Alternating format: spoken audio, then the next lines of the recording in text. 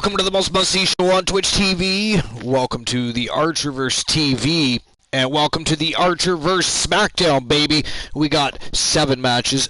4 of them are championship matches. We are on the road to No Mercy. We're, of course, heading also towards that fantasy lottery draft that's going to see brand split up, roster dispersed. Now, again, we are not going to be breaking up teams. So if you happen to be a part of an alliance or a tag team, you will not be split up if you're drafted, as is your team and or your tag team partner.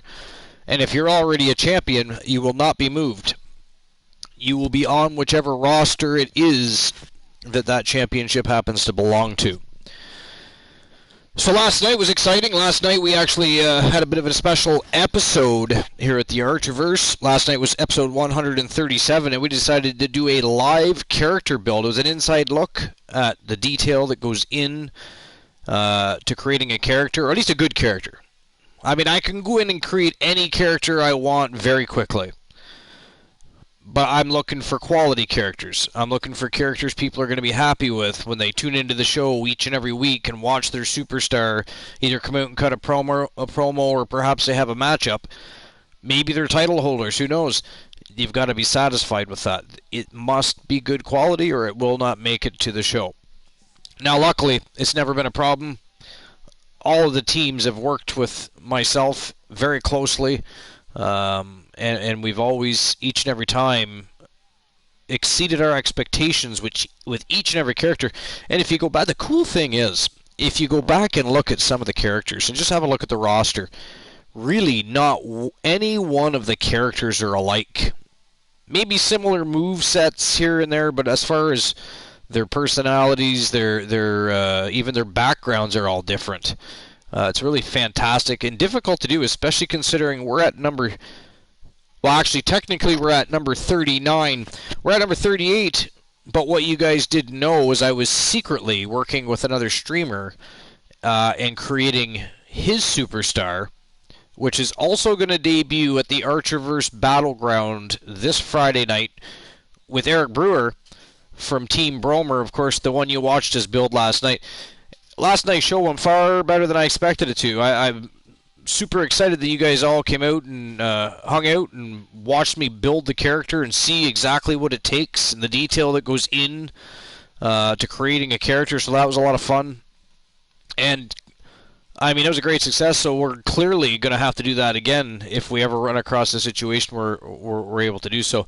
Because the thing is, the streamer has to be okay with it, right? Because a lot of people just want that element of surprise. So they don't want anybody seeing what's going down until the show and the bell rings or the music cues and their character comes out for the very first time. And I completely understand that, and I'm okay with that. Now, I was considering, however, building a jobber, some sort of entry-level character that anytime somebody new comes into the Archerverse, they're going to be forced to fight them. I've thought about it before. Cool and I have discussed it. I think I've even discussed it with Bromer, actually. But in any case, I'm considering building a jobber. Just, again, an entry-level superstar that'll be on the roster, that when any time a brand new superstar joins the roster, they have to go through that superstar first. They're like the gatekeeper type of thing. Poison and Scotch. Croatian. Wow, we're talking about booze already again. Uzi. That's truly fantastic. I love your vibe. Yeah, I mean, you came right in. You didn't say, "Hey, yo, Archer, what's going down tonight? How you doing?" You said, "Poison and Scotch." That is fucking phenomenal, Uzi. You are awesome. In any case, so last night was fun. We're gonna do it again. Probably either if it's not. Sadao, yo, hey, how you doing? Appreciate you stopping by.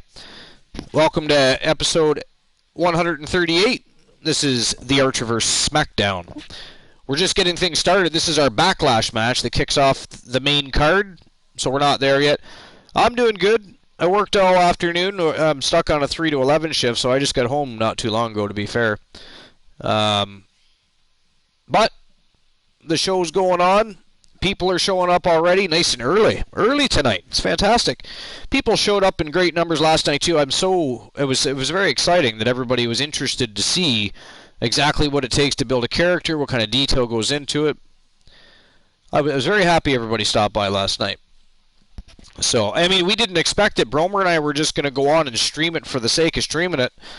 Maybe somebody want to check out the VOD and watch Bromer's character being built or whatever. We were going to do it anyways, and everybody just started showing up and having a good time, and we had great conversations. I mean, the night went so well, we even had wildcard matches, right?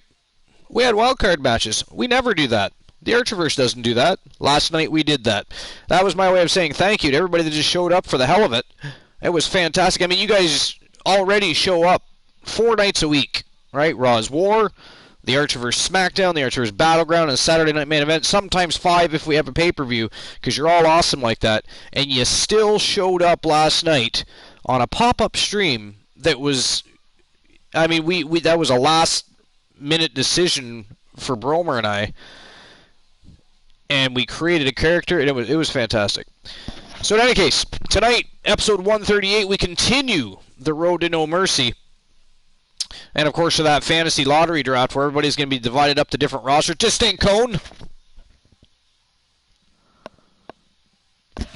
Your call for wildcard was a 2-for-1 sweep. It was. It really was. How you doing, Distinct Cone? Distinct Cone. I feel like we should just call you DC. Yo, DC! Yo! Where's Bromer? Did you kill Bromer? Where is he? Is he alive? I'm doing good. What did you do today? Did you have to work today or anything? He's sleeping. He's sleeping. He's sleeping. I mean, you'll do lots of sleeping when you die. If I had his number, I would wake him up right now. How dare he sleep while we work? How dare he sleep when the most must-see show on Twitch TV is live? That's disgusting. Called Distinct Cone Disco. That is genius. Disco. I like that.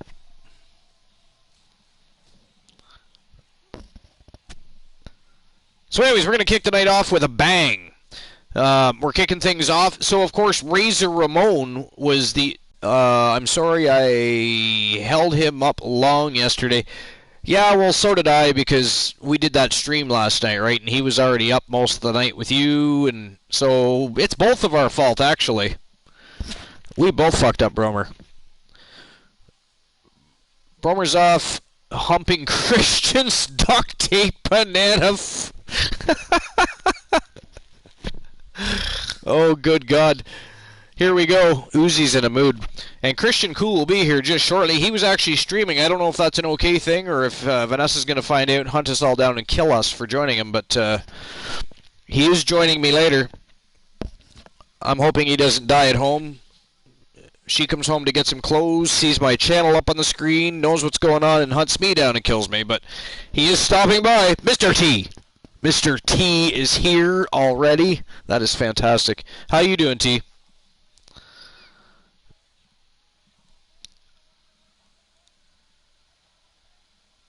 Uzi says, I'm not going to leave that be. That's going to be if they don't show up. Uh-oh. You're gonna get cool going tonight, aren't you, Uzi? It's gonna be like it'll be like old times, except for the fact that he may cough up a lung. It's been a while. We can say old times because it's been a while.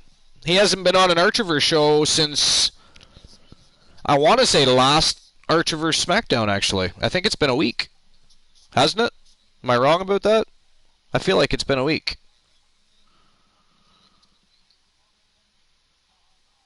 Because I don't think he was on Battleground, Saturday Night Main Event, or Raw is War. I think he's missed 3 shows. No, let him get massacred with a Tommy gun. I mean, that's a brutal way to go with a Tommy gun, though. Yo, Glenola! The great Glenola, our good friend from Team Glenola, of course. Alan Severn is their boy, the Wolfman, in action tonight. He's just about to have a matchup, actually. We're kicking things off. A backlash match. It is a $1 million ladder match. Welcome. How's it going, Archer? Doing good. What's new and exciting? Cool's joining us shortly. He's still streaming, I believe. Nice. Yeah. So Uzi is here. Uzi's already looking for ways to get under Cool's skin, and he's not even here yet, so this should be an interesting evening. And then eventually Bromer will wake up and go, oh, shit, oh, Archerverse, and then he'll jump in, he'll say some shit. We might kill Cool tonight. Cool might die from coughing up a lung. We have to do our very best not to make him laugh somehow. No joke times tonight. We should not have R.I.P. Cool. Wow, we're also sentimental tonight. We're feeling very sympathetic to Cool's issues tonight. Oh, really? Good to see. Uzi wants to see him get slaughtered by his wife with a Tommy gun. To be fair, Uzi walked into the channel tonight, walked into the Archerverse, the most must-see show on Twitch TV. Does he say, hey, yo, how you doing? What's going on? What's new? What's popping? What's flying? What are the matches tonight? No. Uzi walks in and says, actually, well, I gotta scroll back. Hold on. I believe it was Poison. Shit, I can't go back far enough. Uzi, what did you say?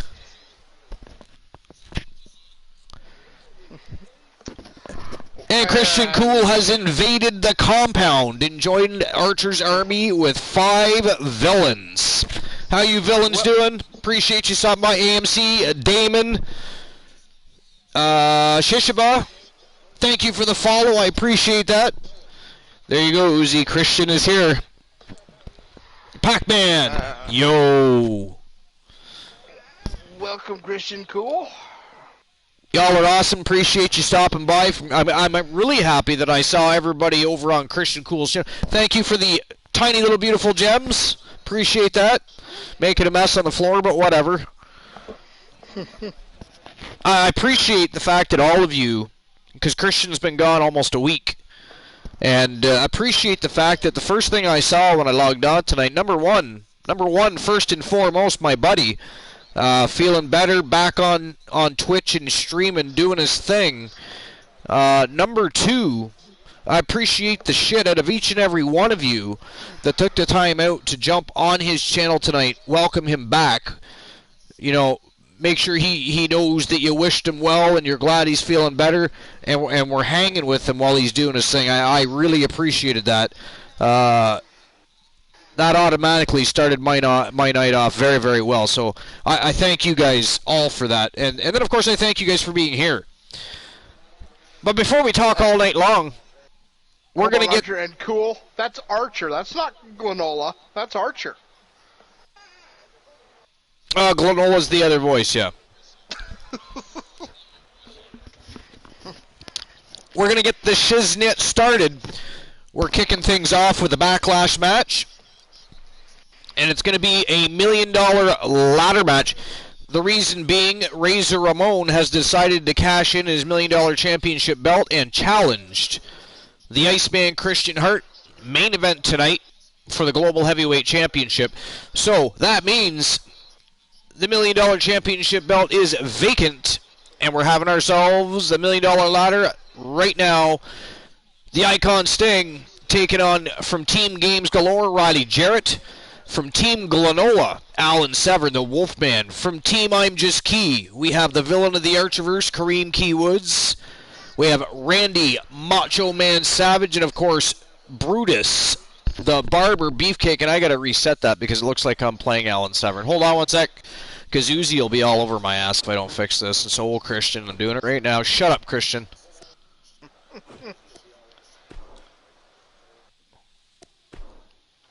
Wolfman, Allen, Severn, the villain, Kareem Woods, Showstopper, Riley, Jarrett, Brutus, the Barber. Haha, fuckers. I fixed it and caught it before you said anything and before I got further in. Y'all can eat shit. Because I know you're laughing. Christian, you shouldn't even be laughing. You could cough up a lung and die. My channel's up on your screen, then your wife hunts me down and dies, and then Uzi laughs all fucking night long because she's going over in her head us dying via Tommy gun, because apparently Uzi would love it if Vanessa had a Tommy gun and just, you know, blistered us full of holes.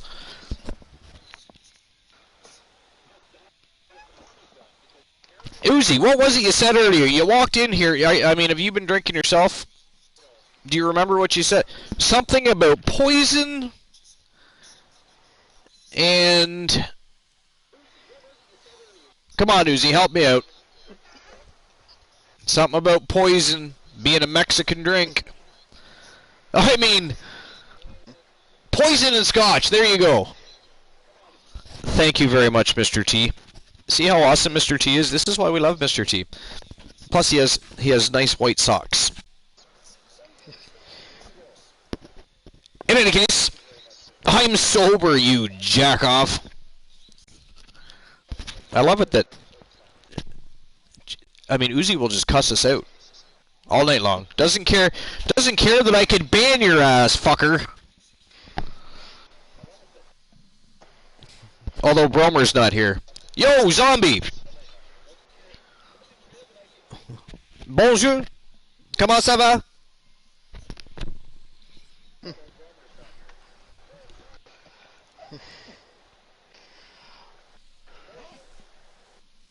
Thanks for the warning, cool. Ça va bien et toi? Well, actually, zombie, I'm doing really well. Had a pretty good day at work. It wasn't too bad. Things are kind of back to normal.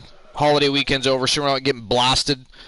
Came home, saw Christian Cool online, saw a bunch of people supporting him, so that was starting my night off good. And now we're getting the Archer vs. SmackDown ready to go, except for everybody keeps showing up and making me delay things. And then I had to remember what Uzi said. Mr. T helped me. Uzi's still thinking about me and Cool dying via Tommy gun, which is sort of disturbing, actually. I'll take a ban, but you would hear from my enforcers from... Uzi, you're fucked. We love you, Uzi. But you are fucked. Seriously. Fucked up. But you're so awesome. So we're going to get this $1 million ladder match started. We're going to get the ladder man started. It's a new match. Yeah. It's a... Shut up, Lola. Fucking shut up. Cool, why aren't you on here? Come, get your ass on here and deal with Lola.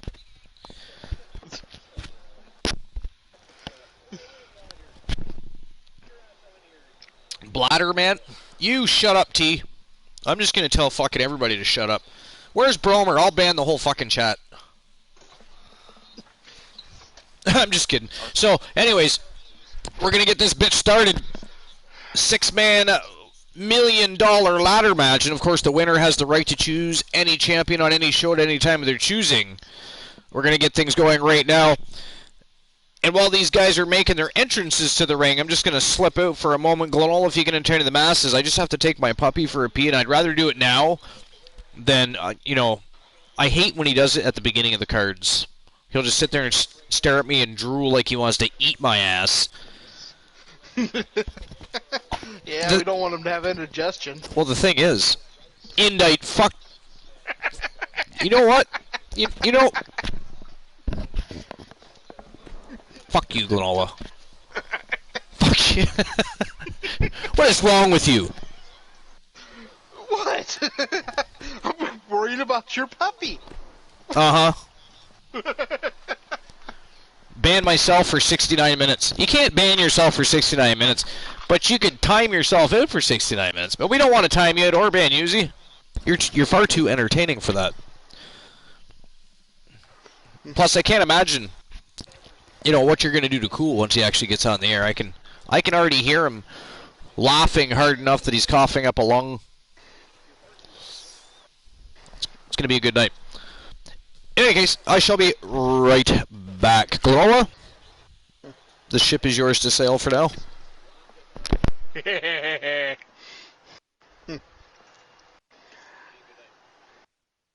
Hi, everybody.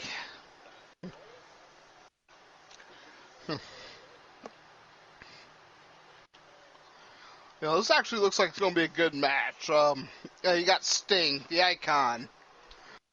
You got the Wolfman, who's completely insane. Hey, Distinct Cone, how you doing? But you got Key on here, you know, another great one. Got the Macho Man, another crazy one. This has all the makings of an awesome match. And for the $1 Million Championship. And from Springfield, Illinois, weighing in at 230 pounds, Wolfman Alan Severn. This is it. This is the match we've all been waiting for. And the electricity level in the arena right now is unlike anything I've ever I'm felt. firing frogs here, Cone. Well, he definitely looks ready for what's ahead of him here tonight, that's for sure. I'd agree with that, Michael. In fact, I don't remember the last time I saw him in better shape than he's in right now. Be doing even better if Christian Cool gets on here.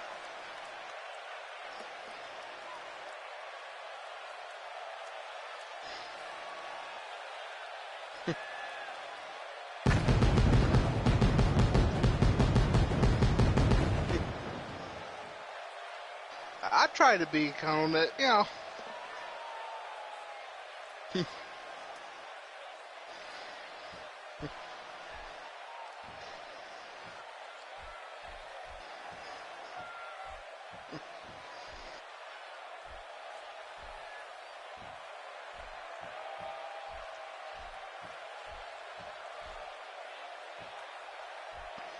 Oh, my day is firing frogs here. Pick a number. Let's do 48, 42. That's the proper answer to everything. And from Boston, Massachusetts, weighing in at 240 pounds, the villain, Kareem Woods. So much at stake here as the $1 Million Championship is on the line here tonight. And it's as sparkly today as it was when it was first unveiled back in 1989. What did I forget? And I'd add that he certainly has his work cut out for him I here don't tonight. know. Wouldn't you agree, Byron? Yeah, this isn't going to be easy for him, that's for sure. But he knew that when he signed up for this match.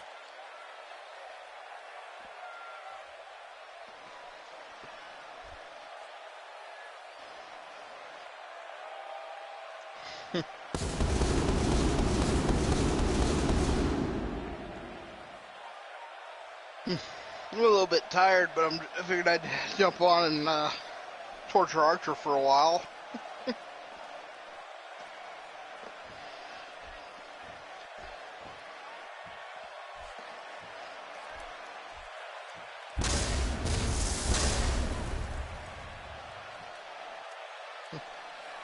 And from Windsor, Ontario, Canada, weighing in at 245 pounds, showstopper, Riley Jarrett. Guys, we've learned over the years that the Money in the Bank ladder that sounds match is among the most actually unpredictable good. matches in all of WWE. And we're not just talking about the match itself, but even after the winner is declared. That's when it gets even more unpredictable. There's no telling when that contract will get cashed in.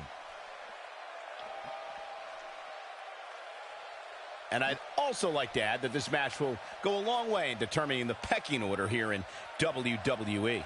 Yeah, and he's hoping his stock continues to rise. A loss here, though, would certainly crush those hopes. Oh, I'm sorry. Yeah, I streamed yesterday, but yeah. Oh, I'm sorry, Cone. I'll try to remember if I stream tomorrow. I don't, because I do have to stream tomorrow.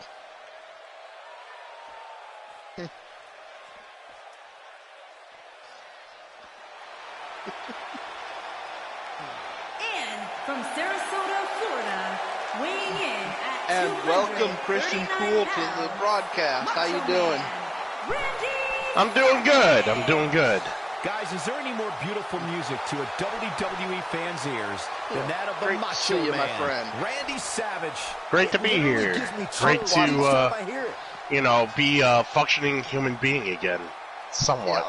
From where I Yeah. sit, he certainly seems more focused than perhaps I've ever seen him. I have returned. Friend may not be the right term. Here, that's for sure. Friendly adversary, maybe?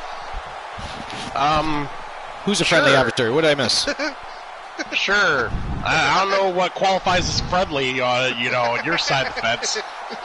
Since everything's finer than fucking frog's hair. Finer than frog's hair. Look at the $1 million championship hanging above the ring. Who's going to win, guys? I have no idea. There's a lot of talent in the ring. But I will say, Archery, I've heard the ratings dipped. Without Christian Cool on the broadcast, I heard your ratings dipped a little. It didn't look like it dipped too much last night, sir. Well, last night... I was actually in the chat for most of the night last night. My numbers were far up before you showed up, sir. 59 pounds. Wow. How dare you make me feel like I'm only adequate? See, I was here last Thank you, night. Distinct Cone. Or Disco, as Uzi wants to call you. Serious injury, but that's the price these superstars are willing to pay in order to capture the briefcase. The man called Sting. And Byron, I'd say he So, appears to be at the top what of his do game y'all right think now. is going to Well, happen he's with gonna Bray need to be able Wyatt? to survive You this think he's match, going to get that's called for back? sure. Like He Samoa gets called Joe? back. Yeah, I think He so gets too. called back. Come on. Like, You know what? it- Did you know that they haven't even removed his name from Twitter yet? It still says. Oh, yeah, no. it's all still the they same. said they said I read something the other day, or yesterday or earlier today. They're still selling his merchandise at Odd Raw. Yeah, I think it's a work. I don't think it's a work. The problem is Vince is not communicating with the new the guy they brought in. No, that is recently. the problem. Yeah, And they're that's not why- communicating at all. because it was And- him that called Joe back. Him and Triple H. Yeah, so Vince is kind of letting him just deal with it, and then basically Vince is the oh, dude, so sorry. Yo, Timbo Slice, thank you for the lurk, my friend. 6 superstars. Lurking is supporting is loving. Superstars will possess the Money in the Bank briefcase when this one's over. Hey, And at this Archer, point, I could see any we have one a of tree these of 6 woe. winning I this think match. Christian Cool needs to deliver one on Uzi. Nice. I gotta say, guys, Distinct Cone says your volume's a little low there, He's not Granola. the only one, Cole. I Okay, gotta say, I'll see if I'm I can not get really that in the mood to be fixed. sitting next to you two. But hey, we do what we have to do. Pac-Man says, my boy, Brutus Beefcake. How you doing, Timbo Slice? Pac-Man? We appreciate you Pac-Man's for a fan being of here. Brutus Beefcake? I'm sorry. Okay, how's that? We need to get some shout-outs going, I think. Where's Bromer? Where is Bromer? He's sleeping. He's sleeping on the job. I know, right? It's disgusting. Yeah, I haven't seen Bromer. The Wolfman going right to work on Riley Jarrett, Macho Man, and Beefcake. That's no surprise. And look at the villain going after the man called Sting outside the ring. We got chaos already. The impact of that sounded like a high-speed. Damn, that was like a backbreaker. accident. Neck breaker by Severn. I don't know what the hell he just did, but that was cool. Fans expect out of him tonight. There's a golden opportunity hanging from the ceiling, Cole. I expect No to see way to really everybody's predict what absolute Severn's best going to tonight. do. And it's times like these where he just... I know what he's going to do. He's going to fly. He's got wings tonight, does Alan Severn. Big double accent right between the Macho Man. Completely missed Beefcake. How did he do that? No water in the pool. And the villain is all over Sting outside the ring. Oh, yeah, he is. Starting to sweat a bit. To be expected Oh! when you combine 6 of WWE Snake Eyes off the ring apron. into one The villain being a little villainous. Opportunity at the championship. Jordan Joe Star 2, thank you for the follow. This one could very easily... Welcome to Archer's Army. Welcome to episode number 138 here at the Archerverse. This is the Archerverse SmackDown. This is actually the Backlash match. We haven't even started the main card yet. So we have 7 matches. 4 of them are championship matches. The force on that impact. And then, of course, the Backlash match is called the $1 Million Ladder. In the Archerverse, we don't use a Money in the Bank briefcase. Ted DiBiase, the $1 Million Man, gifted us the $1 Million Championship to utilize, so anybody that holds that title has the opportunity to challenge any champion, any show, any time of their choosing. Quan Black Dragon 00. I'm doing great tonight. How are you doing? Thanks for stopping by. Appreciate it. You still need a Tree of Woe from Cool, you know? Oh yeah, cool. Tree of Woe, dude. You got to drop that shit on Uzi. Wood starting to falter some. What's up? What is your problem? Oh, So I made one mistake, and you hold it over my head. I just wish I could see your head, so I could slap it off your shoulders. That way my mistake can fall happily to the ground, and it'll be forgotten about. There we go. Tree of Woe delivered. So anybody that's new, if you look at the channel point, the reward system, there's different things you can redeem. Tree of Woe is one of them. People get a little villainous around here. So Quan, we're going to call you Quan because that's one hell of a long that's a big name. I'm just going to call you Quan. That's what I'm doing. That's what I do. I like to rename people. So Quan, this is episode number 138. We're actually on the road to the next big pay-per-view, No Mercy. And this is the Backlash match. It's a $1 Million Ladder match. The $1 Million Championship is utilized much the same as the $1 Million Briefcase, except in the Archerverse, for every month that goes by that you don't cash in that championship, you have to defend it. Brutus Beefcake, come cut my pants, man! Brutus Beefcake just busted Sting wide open. So in any case, Quan, this is the Backlash match. You know, over in the universe, Vinny K, they call it a kickoff match. We do things a little different on the Archerverse side of things.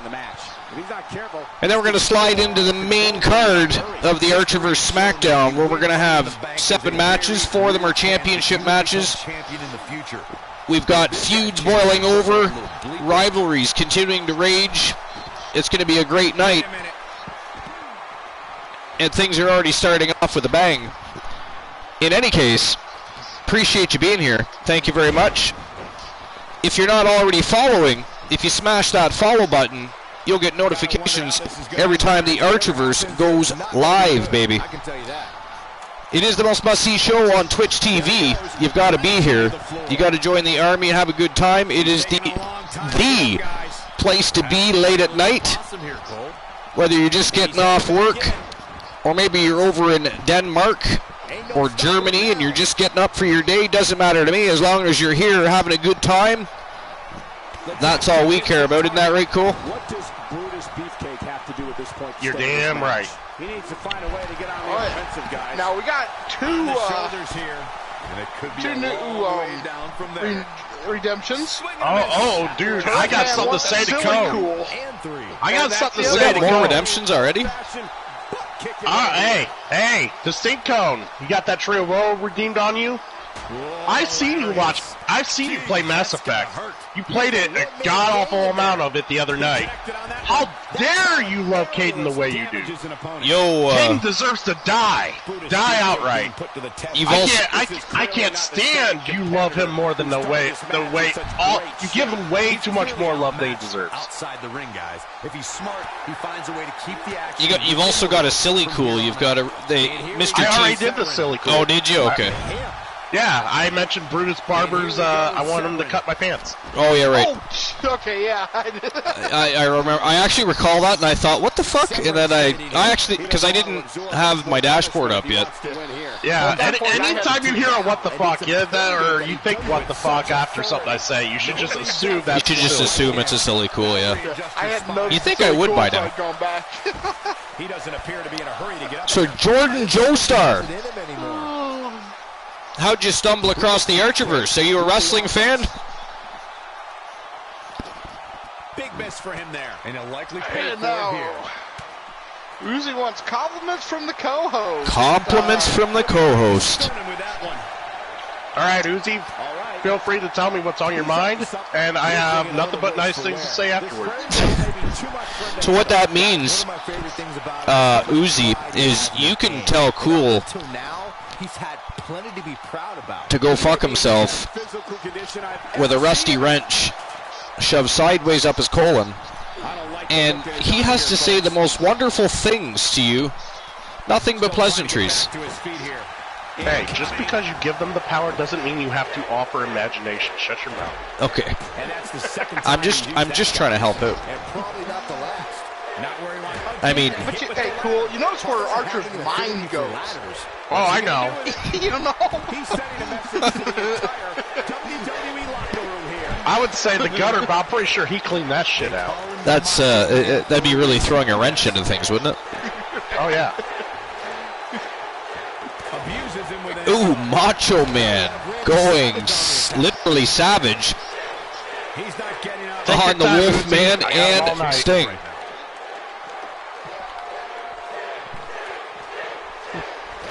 Razor Ramon was, of course, the last winner of the I almost said Money in the Bank. The $1 Million Ladder match. He cashed in his opportunity. He faces the Global Heavyweight Champion tonight in the main event. He's absolutely running on fumes right now. This has been one of the most intense back-and-forth battles I've seen in a long time. Oh, someone gets severed down. Get severed down. That's the third time he's had that title in his hands. I didn't come on this broadcast to watch Glenola's camp fucking win this.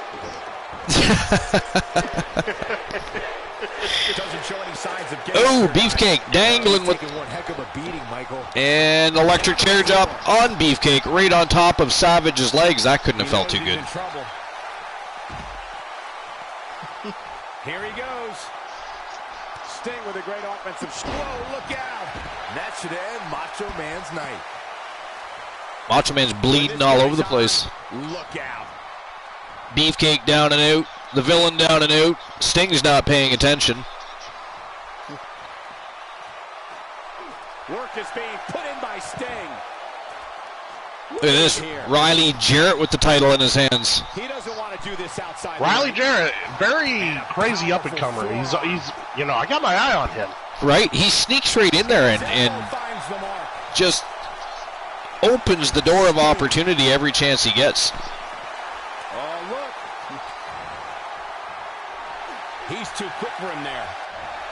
Look at that. Wow. Macho Man trying to take that ladder. Oh, he threw Sting right on top of Macho Man. That was awesome. I don't know if you guys noticed, but Uzi still hasn't said anything to me yet. This is like the first time Uzi hasn't had anything to say. Right, I was thinking that. I was like, man, is Uzi, like, lost for words at the moment? Is that possible? Uzi, don't disappoint the masses. Brutus the Barber got his hands on that championship one more time, too. Jarrett trying to take out the ladder. Can't do it. Beefcake's putting all the pressure down on that ladder, so Riley Jarrett attacks him from behind instead. This might be the end of the road for him, Byron. Well, if he better do better than that, or Beefcake's going to be ripping that title down. Ain't no stopping him now. He's not getting up. Oh, Jesus Christ. Severn delivers a cutter off the top of the ladder and sacrifices himself just so Beefcake can't get the title. If that doesn't end it, I don't know What else do you expect from the insanity of Wolfman? I was about to say, it's about his MO, isn't it? Guys, he might be out, Cole. Not where he wants to be right now. Yeah, you're not going to win many matches when you're down. Hey, Uzi finally said something. Uzi finally said something. You're the stupidest fucking commentator I've ever come across. I swear you commentate worse than Saxon shit. I'd rather have that dork Todd Grisham in your place. At least he would know a joke when he reads one. Hell, who in their right mind would want your ass killing the moment with your constant whining?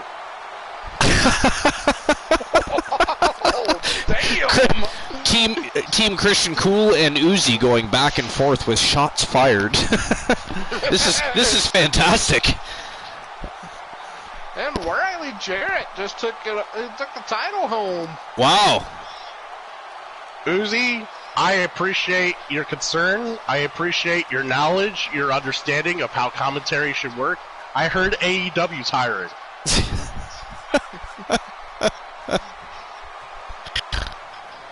Thank you. Thank you for your knowledge. Wow, Uzi really thought out that what she was going to say to Kool-Aid. It took forever. Oh, now, hey, Uzi, Christian had to be really nice about it, but nobody wants Todd Grisham. Yeah. The Todd Grisham thing kind of pushed that one over the line just a bit. just a little bit. But we appreciate where you went with that. That was fantastic. We were wondering what took you so long. We're like, Uzi, what's going on? Oh, don't you blame me. Don't you blame me, Uzi. Don't be listening to that, Cool. I had nothing to do with that.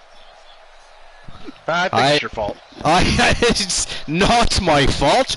I had zero to do with that. Uzi, what is wrong with you? Why are you like that? Now, so Riley Jarrett picks up a huge win and is now the $1 million champion. That is interesting. But it's always your fault, Archer. Apparently. I think that's the one thing. Now, it'd be one thing if I could respect Uzi as a distinguished citizen with, a peculiar thought process. But I think Uzi got influenced under your charm, Archer. So it's all your fault. I mean, I was just trying to help Uzi out by pointing out the fact that there's, channel rewards, and when you're here visiting, you earn Archerverse points. In the championship rounds, you get to bet on matches and earn more points. So, I mean, there's things to do. It's just extra curricular activities for my viewers to have a good time. And there may or may not be a couple of things in there directly related to Cool. I mean... Mm-hmm. Maybe you should explain to Uzi the difference between a reluctant compliment entry form and a pipe bomb. Because I believe I got a pipe bomb. You got Uzi found the fucking crack and split it wide open. Now, Pac-Man, I gotta say, you said you don't want to bully cone. Well, so what do? You have one of us do it for you. Now, come on. You gotta have the guts to do it your damn self. I mean, in Uzi's defense, I mean, I did tell Uzi that could say anything at all to Cool. I even got a little graphic, I even helped that shit along, got a little graphic. I'll help you out, Glenola. Pac-Man, big regular on my stream. Not very great at the board games, though. You want to feel free to... you can elaborate on that. I'm giving you some subtext here. Yeah, well, I just did one. So maybe next time. All right. Oh, look at that. Christian, you're going to be delighted to see the power rankings at the moment. Come on! Why? Why is this dumb motherfucker still on top? That is crazy. Look where Johnny Braddock... It doesn't bother me that it's not me on top. I don't care. It's the fact that Jay fucking Simmons is on top. He doesn't do a damn thing to deserve that #1 spot. Look at Johnny Braddock sitting there. In the number 10 spot, Johnny Braddock is now. Everybody else is in the exact same spot they were after Raw's War. Except for Braddock. Braddock is the only one. Oh, Colossus is up to 11. Ramirez is back up. Ashley Marie. So people are climbing. For some reason, they haven't changed up the... so I'm guessing it'll happen after this show. Because it's the same as it was after Raw's War. So that's no fun. This is the championship landscape for the Archerverse SmackDown, and of course after we do the lottery draft and split the brands and disperse the roster, these championships will only ever be fought over on the Archerverse SmackDown or the Archerverse Battleground. Same with the Archerverse Battleground. It'll go back and forth between SmackDown and Battleground. And then, of course, any of the other championships will remain on Vinny K's roster or the Universe roster. Oh, I haven't mentioned to you, Archer, because we haven't really sat down and discussed the format too much of what we're doing, but I plan on having a running ticker of the draft picks as we go along. Okay. So people could, like, come in and be like, oh, okay. Do you have a list of the roster? Because all I would have to do at that point for you is send you a list of the... I need a list of everybody who you plan on having in the draft. Well, I mean, either you can find the roster. Well, no, you need to know who's on the roster though. So I'll just screenshot it all. You want to draft? Yes. Yeah, I'll screenshot it all because everybody else will simply be riding the pine. Jordan says, "I'm a big fan of WWE." Announced, I type in 2K18 on Twitch, and I'm trying to check if anybody's still playing this game. I seen your vid. Oh, yes. Well, we don't actually play it. What we do is we use the engine to create a show. We literally produce a wrestling show using the simulation, and we create our own shows and titles. We have 39 streamers now that are part of the Archerverse that have characters progressing through careers, winning titles, forming alliances. Basically what you see on Monday Night Raw or SmackDown, you see on the Archerverse, except for our version of. We don't have Vince McMahon, we have Vinny K. The Universe does exist, but we also have the Archerverse. It's a constant war between the Universe and the Archerverse. And there's 4 different shows, 2 Vinny K shows and 2 Archerverse shows. I mean, stick around. It's lots of excitement going on. We have great shows, great people. We have a good time. It is the most must-see show on Twitch TV, and you've come to the right place because it is the place to be late at night. And, yeah, under normal circumstances, you get Archer, who is great. But if you're really fortunate, you get the really great announcers in Christian Cool and myself. Not according to Uzi, but, that's one opinion. My lord. Delusions of grandeur, Glenol, are not becoming of you. So let's get this bit started. It is time for the Archerverse SmackDown, baby. Let's go. It is go time. Go time. Spam the go time. It's go time.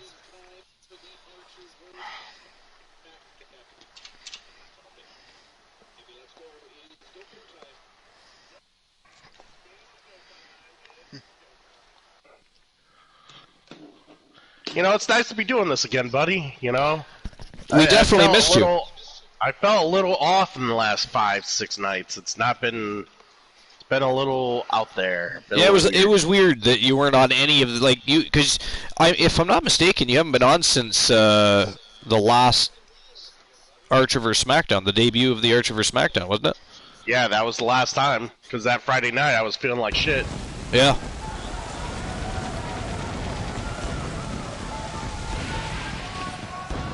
And as you may have noticed, this is brought to you by Ribera Steakhouse.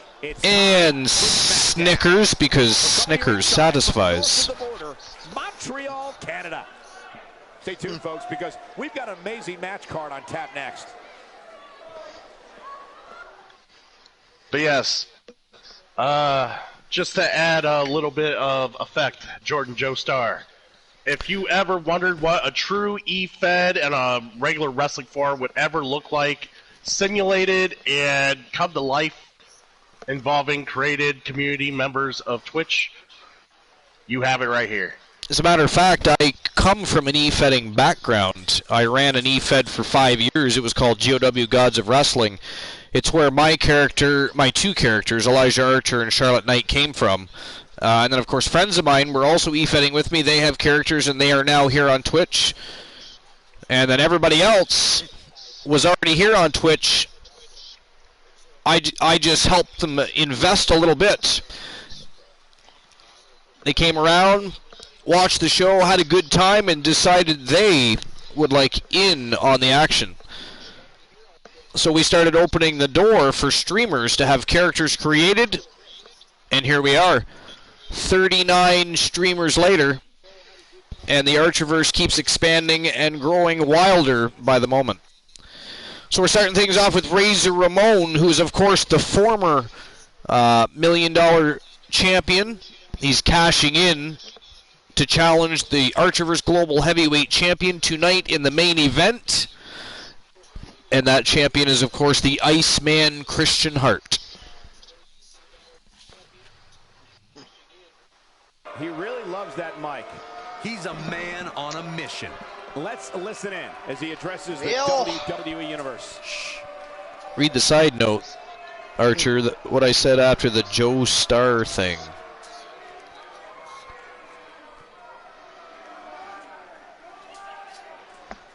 Oh, well, I appreciate that, Uzi. Uzi says, well, you picked the best son of a bitch to follow, so you made a good choice coming to the Archerverse for content. Uzi, we appreciate that very much. We're just glad everybody has a good time, and we're just dedicated to make sure you guys have a cool spot to hang out late at night or early in the morning for some of you, depending on where in the world you are. Like, for instance, Distinct Cone is from Denmark. It is morning for her. Her day is just getting underway. She's probably having a delicious coffee right now. I'm thinking about breakfast. Food wouldn't be bad. There is no I such could do thing as food. delicious coffee. There is lots of delicious coffee. Coffee is disgusting, so... We'll have to agree to disagree on that, but I do have other friends that do not like coffee. Yes to coffee, but no to food, Distinct Cone says.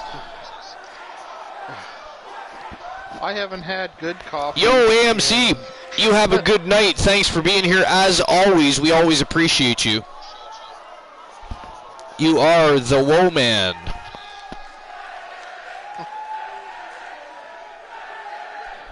Jordan Joe Star says, how to join it. Well, Jordan Joe Star is pretty simple. You simply frequent the channel, have a good time, become part of the army, and eventually you find yourself signing a contract with the Archerverse and having a superstar run wild and progress through a career. It's not hard at all. We do not charge people for characters. We do not tell them what they can and cannot do with their characters. Wow. We do guide them, but if they have ideas or want different types of matches, they have the power. The characters belong to the streamers.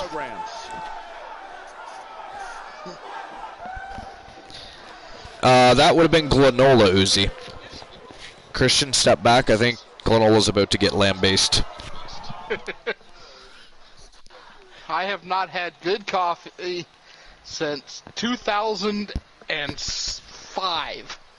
Where was it? What kind of Or not coffee was it? 2005. Sorry. And what a great So way to you- start off so you- 1995. So you have actually had coffee you do enjoy, you just don't like most of it. Yeah, I had it. It is hard to find good coffee sometimes, it really is. Construction site I used to work security at.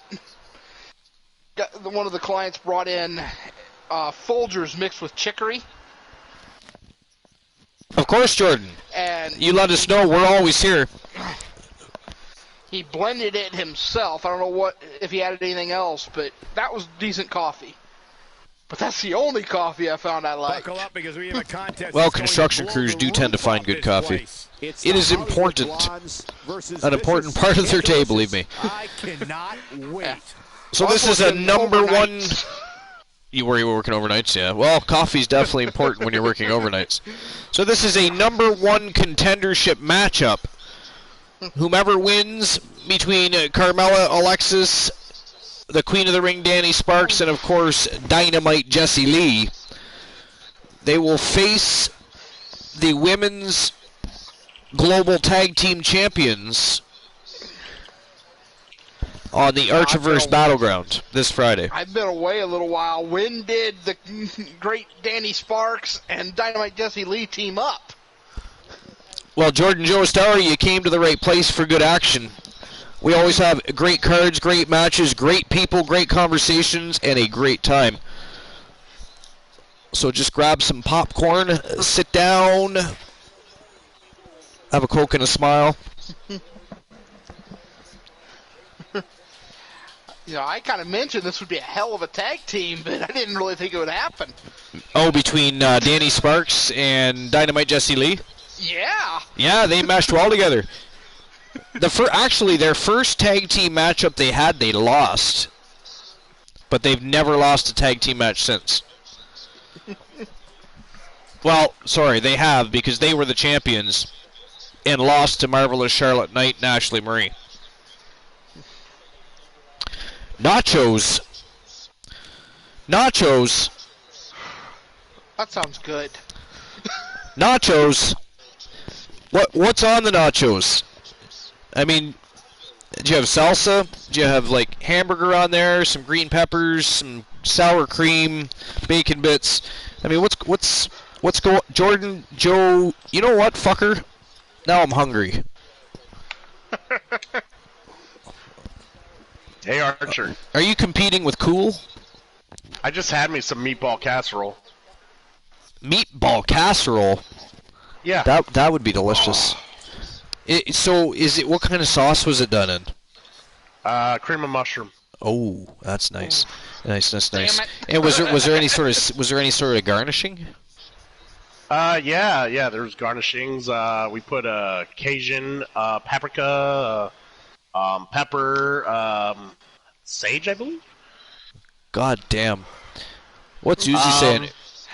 Uzi says, I mean, the best coffee is home ground beans imported from Brazil for a nice dark roast with heavy cream and cinnamon extract made from home using high proof liquor. There's always liquor in Uzi's sentence.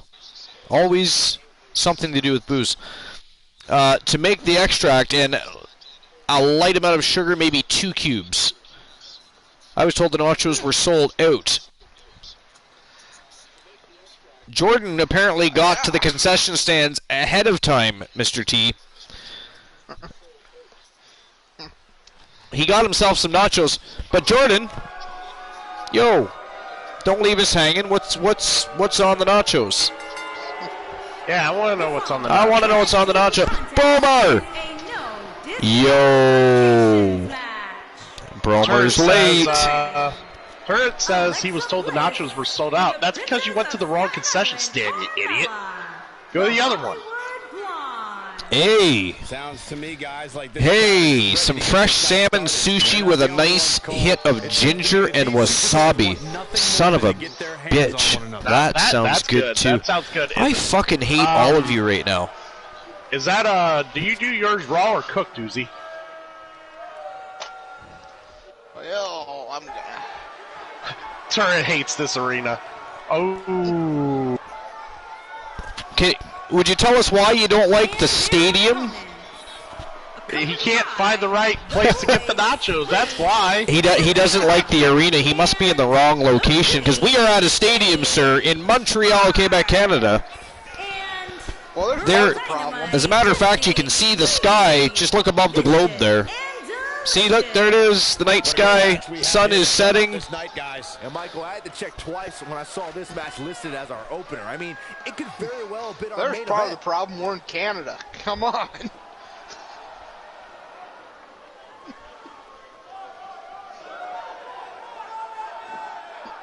The layout of the Some booths. part of me would love Canada. Some part of you would love Canada? Yeah, I think some part of me would love Canada. Well, I would like to eat poutine.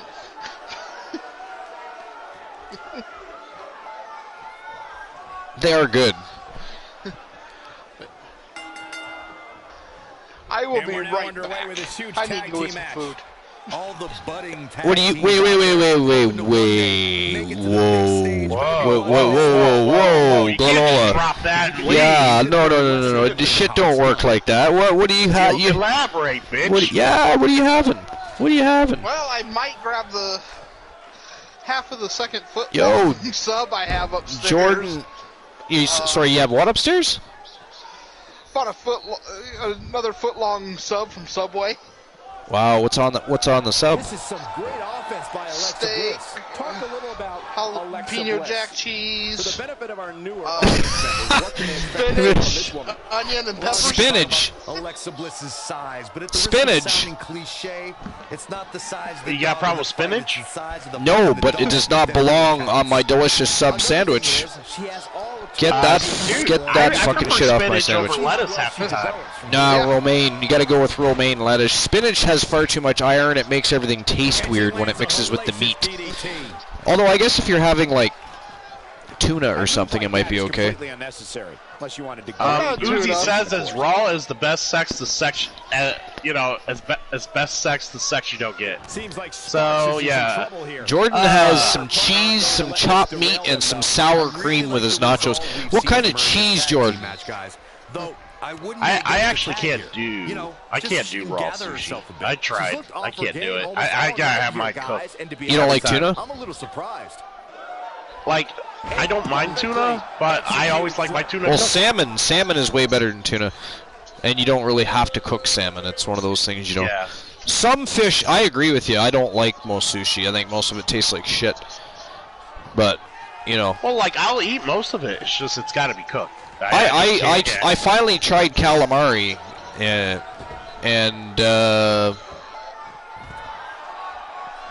no. Just no. No. Turret Man says, Archer, the part of Canada that Cool would love would be you. I feel all warm and fuzzy inside when he talks like that. I feel like I feel like Mr. T wants a hug. Yeah, do you feel like that if Mr. T gave us hugs, it wouldn't be awkward? It'd Swiss just be all right. cheese and American cheese. Can we elaborate on what American cheese is? It's the shit Vanessa hates. I'll show you. It's in my fridge. There actually is an American cheese? Yeah. It's what you guys would probably call as yellow cheese. Oh, so just cheddar. No, it's Yellow. it Oh, tastes. is it like more like a curd-like texture? Like It's soft and got a- rubbery? Beginning to look a little tired. Yeah, it's got more of a soft rubbery. Okay, so it's like cheese curd. And she kicks Kinda, it with yeah. relative Yeah, ease. okay. She saw the Processed So cheese yeah, curd. up here we call that Colby cheese. Well, it's I don't know actually why. Even, I have no idea why. It's more. But yeah, yellow cheese is correct.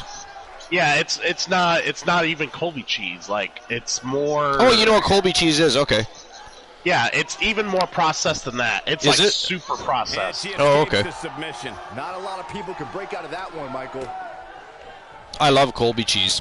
That's basically like just a big block of curd cheese. Really. Yeah. The only thing I really enjoy American cheese on is burgers. That's it. She delivers a lethal forearm. I mean, I have a contact in Ventura who gets me the fish, and Selfish from his what? Oh, Shellfish from his. I was like Selfish, Shellfish from his job. When they have what I'm looking for, I'm talking $100 salmon She's got the shoulders down. for the price of $20, and that shit as fresh as you can get. That's very cool, Uzi. My aunt and uncle used to ship me fresh Pacific salmon. They lived in Vancouver, so they would catch fresh Pacific salmon and jar it in seawater and send it to me. So it was fresh when I got it. It was pretty cool. I wanted to online service was still on for this game. What? No.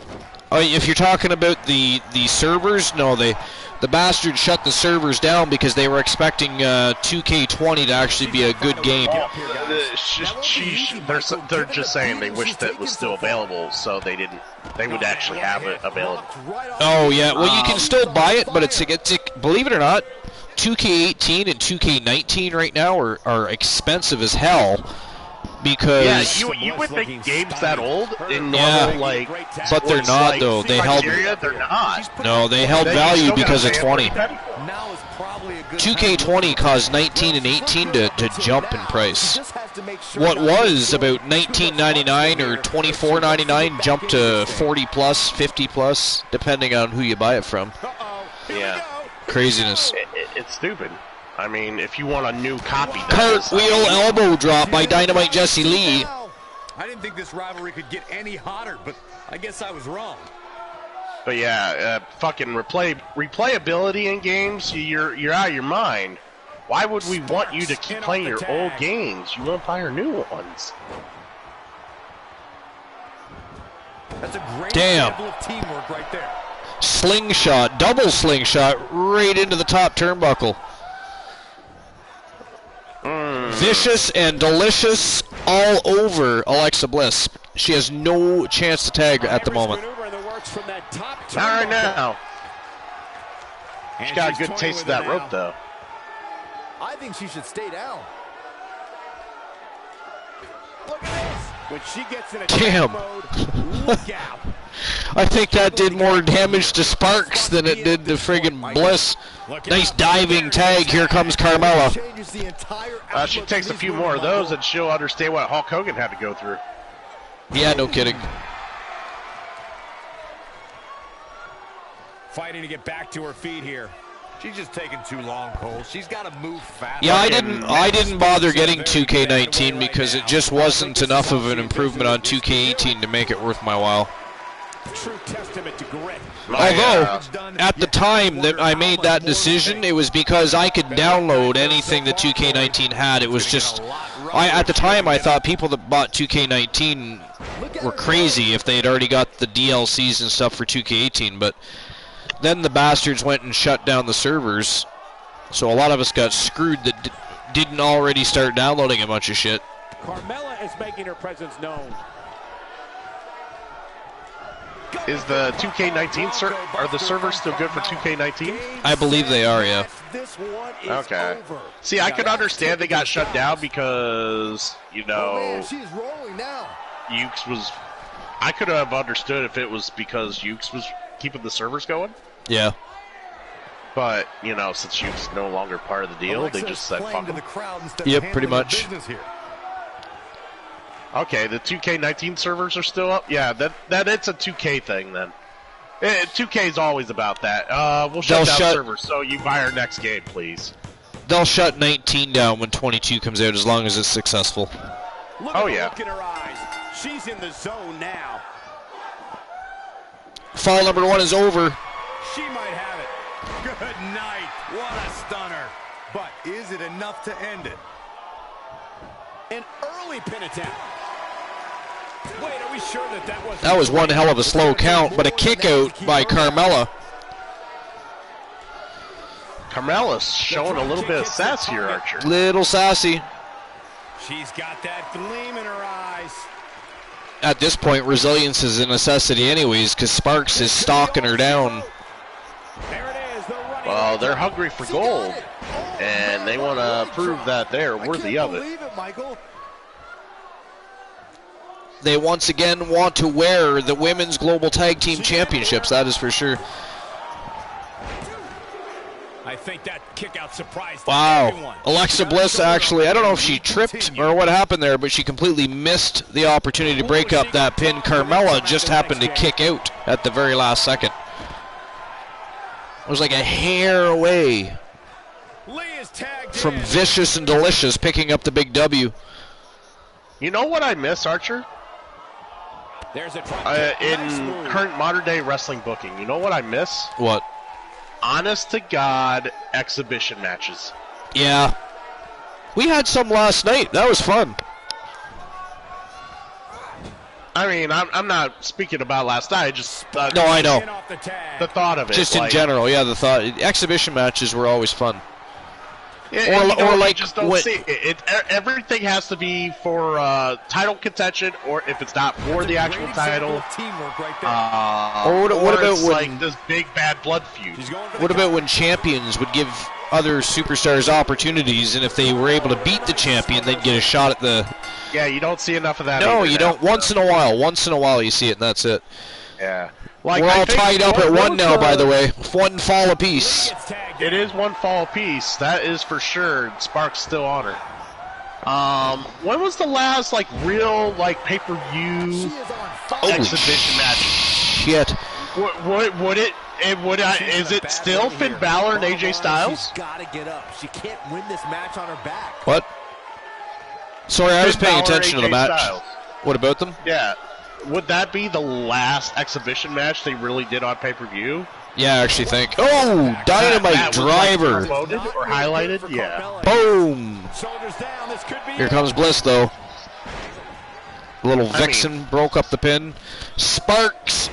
Crucifix Slam takes care of Bliss. More importantly, does she even know where she is right now? I believe you're right, though. I think that was the last exhibition matchup. I mean, I don't count when they bring in like legends. I don't count that. What do you think of Goldberg facing Bobby Lashley? I think Bobby Lashley needs to get put over, I guess. So. It's coming, and it's coming very soon. I mean, they would do something stupid as in having Goldberg win it. I was just thinking the same thing, Michael. Jesse Lee about to fly. Oh, man, she's rolling now. Yeah, as much as I like Goldberg, it's basically him fighting himself. Because they just basically took Bobby Lashley and made him Goldberg. Kinda. Here's the thought process. If Bobby Lashley destroys Goldberg, good. You beat up a 50-plus-year-old man who's well out of his prime. You're a real badass. Goldberg destroys him. Well, you know what I think they happens? just wrote another top contender. Anybody want to know what I think happens? Carmella's in a real bad spot. Screw job, I hope. No, I think eventually Paul Heyman has himself two champions, a WWE champion and a Universal champion. And I think it's going to happen soon. With Brock Lesnar, you mean? Brock Lesnar is due to come back. Hold on, guys. Yeah. This isn't good. And have you seen him lately? yeah, Damn, he trimmed. looks badass. He looks healthy as a fucking horse now. That's good to see. There it is. Anybody who tells me that they hate Brock Lesnar being champion is an idiot. Yeah, I don't. I just. Champ is always good. I just let people like that talk. First of all, Brock Lesnar is one of the very best wrestlers, period, on the planet. Has been for years. He's a true badass. Strong as hell. 300-pounder almost that can move around like a cruiserweight. That's a goddamn freight train in a squared circle. That is crazy. I mean, honestly, if Brock Lesnar... Having a tough time getting back up here. That last title run, I was never disappointed with the single match. Nope, he did. That was probably one of his best runs ever. Yeah, I was very happy with it. Very happy. Yeah, me too. Because there has been times in the past where I was a little... Well, when he was younger, and then when he first came back, of course. They didn't know how they wanted to book him. Uzi has lots of contacts. But only two of these competitors will end up getting what they came for. The win. 2-pounders, eh? $30. God damn, Uzi.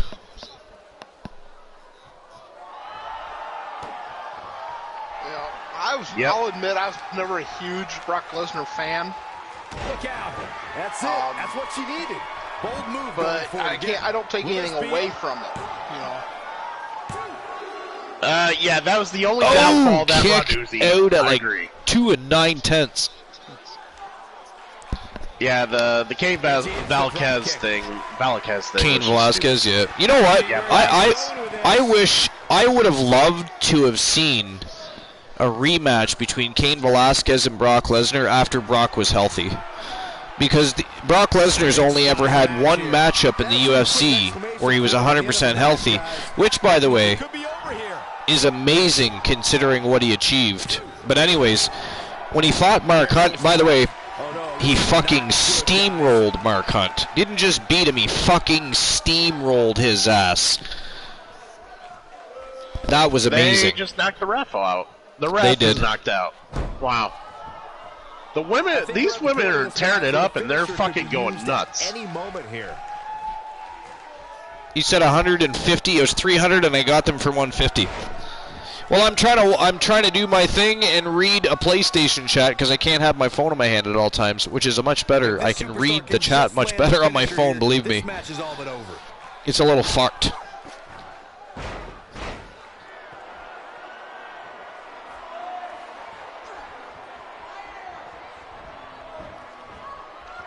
How much more are these girls going to pick on poor Alexa Bliss and poor Carmella? You almost have to wonder they're just, toying with their food now. Hey, Chrissy, you still kicking around? Chrissy called you. She called you. Chrissy, do you not hear Chrissy on the mic? I wish I could And then tell you I just guys double what this checked to see superstar if I was thinks of muted. this week's power Wow. rankings. I kind of like the The Crizzy thing, only though. I That's kind of got cute. was a no You've got a pet name now. Crizzy. Okay, now she's just Shut the showing fuck off. up. I don't know. I think it could catch on. Mr. T, Yeah, what do you okay. think about Crizzy? Looking at it here. So Mr. T catches on. I'm sorry. Crizzy, on the other hand, is no. This one is over.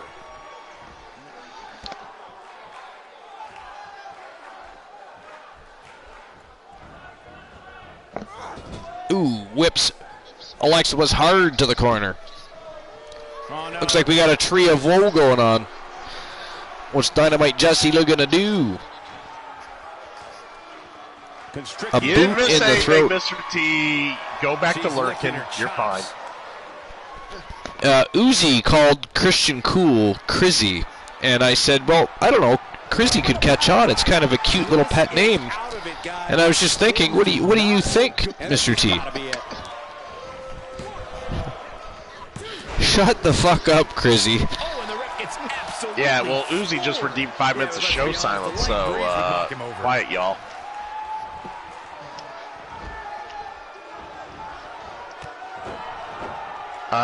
Wait. Is that for everybody? For Archer? It What's would that for? depend. No, it's whoever, whichever one of us they choose, I believe. I'm assuming Yeah, Uzi's choosing me because she Tremendous did say shut the fuck up right immediately. Yeah, so. Oh, and did you hear Yeah, I'll so shut up. it's your choice between Archer and Cool. One of them cannot speak for 5 minutes. We've turned Uzi into a monster. I say we, really what I mean is I pointed Uzi in the direction of the rewards There's no way to spend channel points on. such a favorable ranking. Oh man, she's Who is my favorite heel? Like of all time or currently? She's looking at it. Cutter. Wow, she's fought her way Kyle all Brewer. back here. By now, you'd think that would have been better scouted. Any era? Well, because he was so far ahead of his time and should have been way more than what he actually achieved, Ravishing Rick Rude. Great teamwork there. That dude was a total package and one of the best villains ever. Described as severe. Will this be it? Well, I'm not gonna say my favorite heel is not signed to any of the I would be at major all surprised if promotions. she doesn't get up here, guys. Yeah, this might and just that be is the end the of Greek line god for her. Papadon. She's got something in mind. Mainly wrestles over by New York, around New York area, and You can see the When confidence he's just a heel- beaming from her right now. he is great. She's struggling big time here, guys. I've got points up the ass, Archer. I can sit here and make Crizzy shut. Going for the big one. Stunner! I'm very curious Bliss is out of it, as to guys. what Uzi's other account name is. Because how does Uzi have this many points already? Lee is tagged in.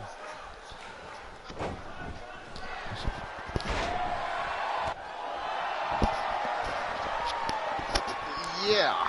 She needs to find a way to get to her feet. Time is of the essence here too, Michael. I just want to know why they're storing them up their ass. Maybe they don't have pockets. Well, that's true. Sparks in off the tag.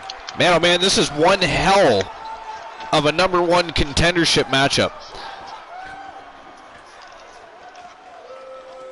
Yeah. That's a great example of teamwork right there.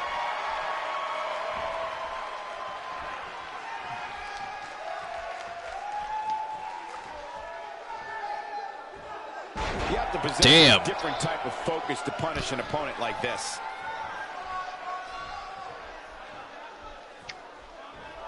Uzi says, Christian Cool, I'll take that as a compliment. Lee gets tagged in. Right now, the best heel, no doubt, Roman Reigns. Yeah.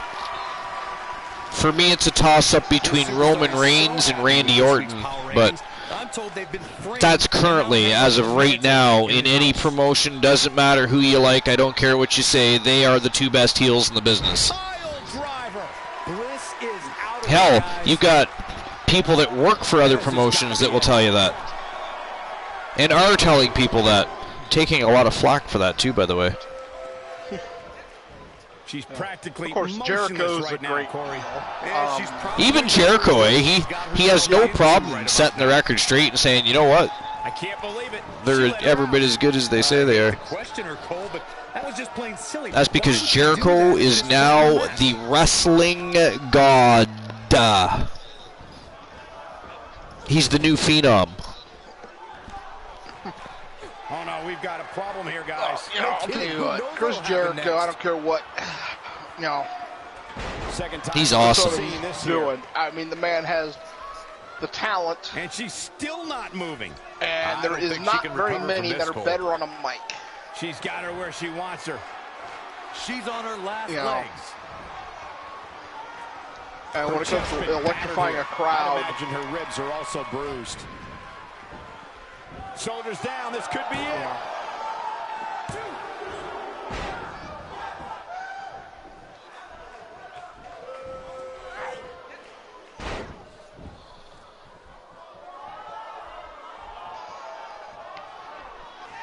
I've been noticing a slow count here. Yeah. Archer, I've been lurking since before I followed, ironically.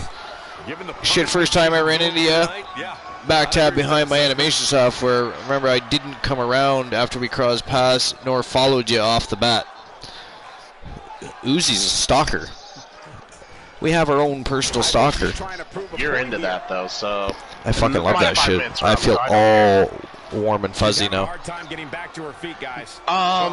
So I'm still trying to think. Okay, so when we talk best ever heel, are we talking about someone who played heel to the best and they never were ever liked? Or are we talking about someone who played heel good, but they were super popular, they would be cheered anyways? I mean, there's been a lot of heels in the business that we could sit here and say were, and probably are better than some of the heels in the business today even, but I don't know. For me, Ravishing Rick Rude could just tell such a great story. He could get underneath the crowd skin, you know, the people at home watching on TV skin. He could talk all day on that microphone. He was a great technical wrestler. He was a bodybuilder, so he looked like a Greek god. He was just a total package, and the man was so smart, and he had such a respect in the locker room, and I don't know. For me, Ravishing Rick Rude was way underutilized, and I think if Ravishing Rick Rude were to come into the business today, he'd be a megastar. She's back in full control now. But now can Alexa Bliss capitalize? I mean, I'm not sure people would like him calling them inner city sweat hogs, nor fat and lazy, or anything else that went along with his catchphrases, but Romer says Spark's not doing the job right now. Big moonsault by Alexa Bliss. I gotta say, I don't think the character of Ravishing Rick Rude would go over. The Blondes pick up the big W in what was a fantastic tag team #1 contenderships match. So the Blondes will now go to the Archerverse Battleground this Friday night and face the champions, the Trailblazers, Marvelous Charlotte Knight and Ashley Marie. And that should prove to be a fantastic tag team matchup. And, of course, the gold will be on the line.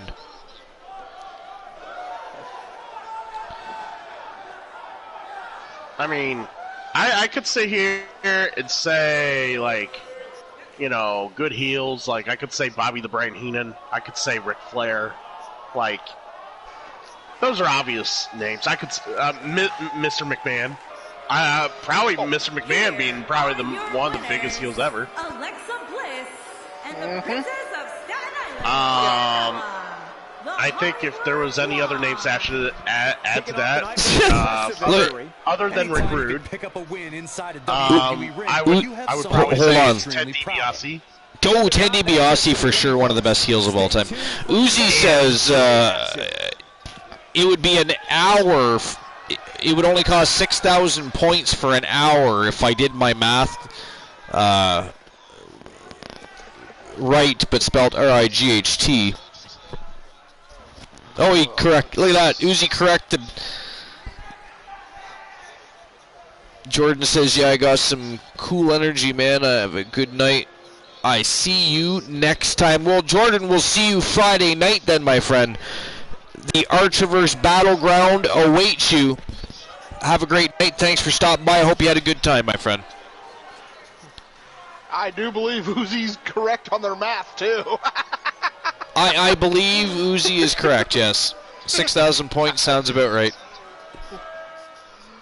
But, well, they better get to redeeming if they give a fuck. For going back in time, you got to work with some of it, like Ravishing Rick Rude. Rick Rude had enough talent to pull off a new persona now. Yeah. But Ravishing Rick Rude, as filthy talented, would never be over. He would start, the Ravishing Rick Rude would start his spiel and be gone in one night because he'd offend people too much. He would definitely have to do a rewrite. I mean, they're starting to push the envelope just a little bit these days. So, as of right now, he might get away with some stuff. But over the past 10 years, man, he'd have been fired. Well, the only other heel I was going to add to my illustrious little group there was Gino Hernandez. Gino Hernandez. Interessant. Now, I will say, one of the great heels could probably be the same persona and pull it off, and that's Eddie Guerrero. Yeah. Eddie Guerrero was good at going full-blown heel. The problem is he ended up having the same problem like The Undertaker had, where he could be as nasty as possible and the crowd still cheered him anyway. Yeah. Or Stone Cold, I didn't really want to mention names where people were going to cheer for him. Yeah. Yeah. Well, even like Ric Flair, That's why I didn't really want to initially mention Ric Flair. Yeah. The dirtiest player in the game. This could honestly be about a few things. And he could probably kick a guy in the balls 20 times, and the fans would be cheering like crazy. Ivy Montana, the former two-time WWE World Heavyweight Champion, got something to get off her chest. Oh wait, got something to say? Something on her mind? Finally? Oh my God. What's that? Sorry. That last match ended finally. Oh my God. That was a long match. I think it was actually longer than the latter.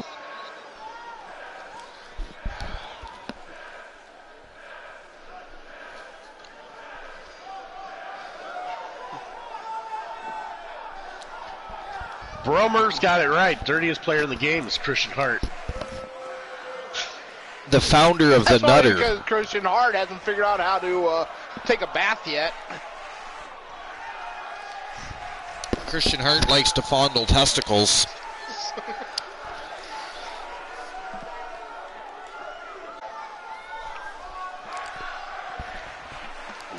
B. Henry? What?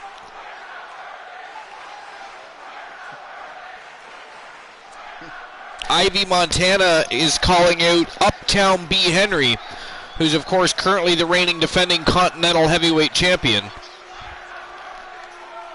He's one of the three from the place to be, Trigger Talk TV.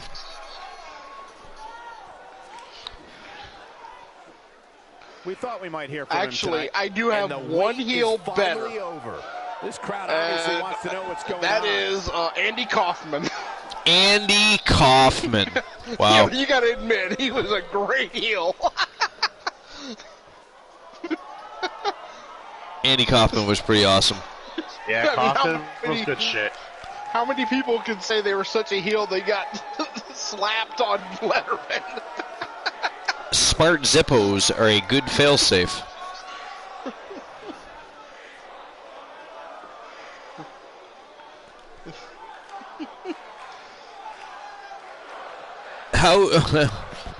How's the cheap 50 cent light? I'm just catching up on chat.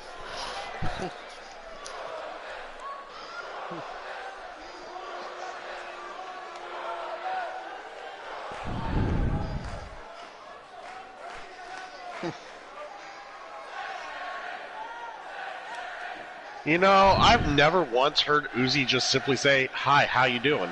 No. It's like straight to the digs. It is. Straight to the digs. You walk in, you like get shit on. Like, Yeah. it's like pie to the face as soon as you like give a glance.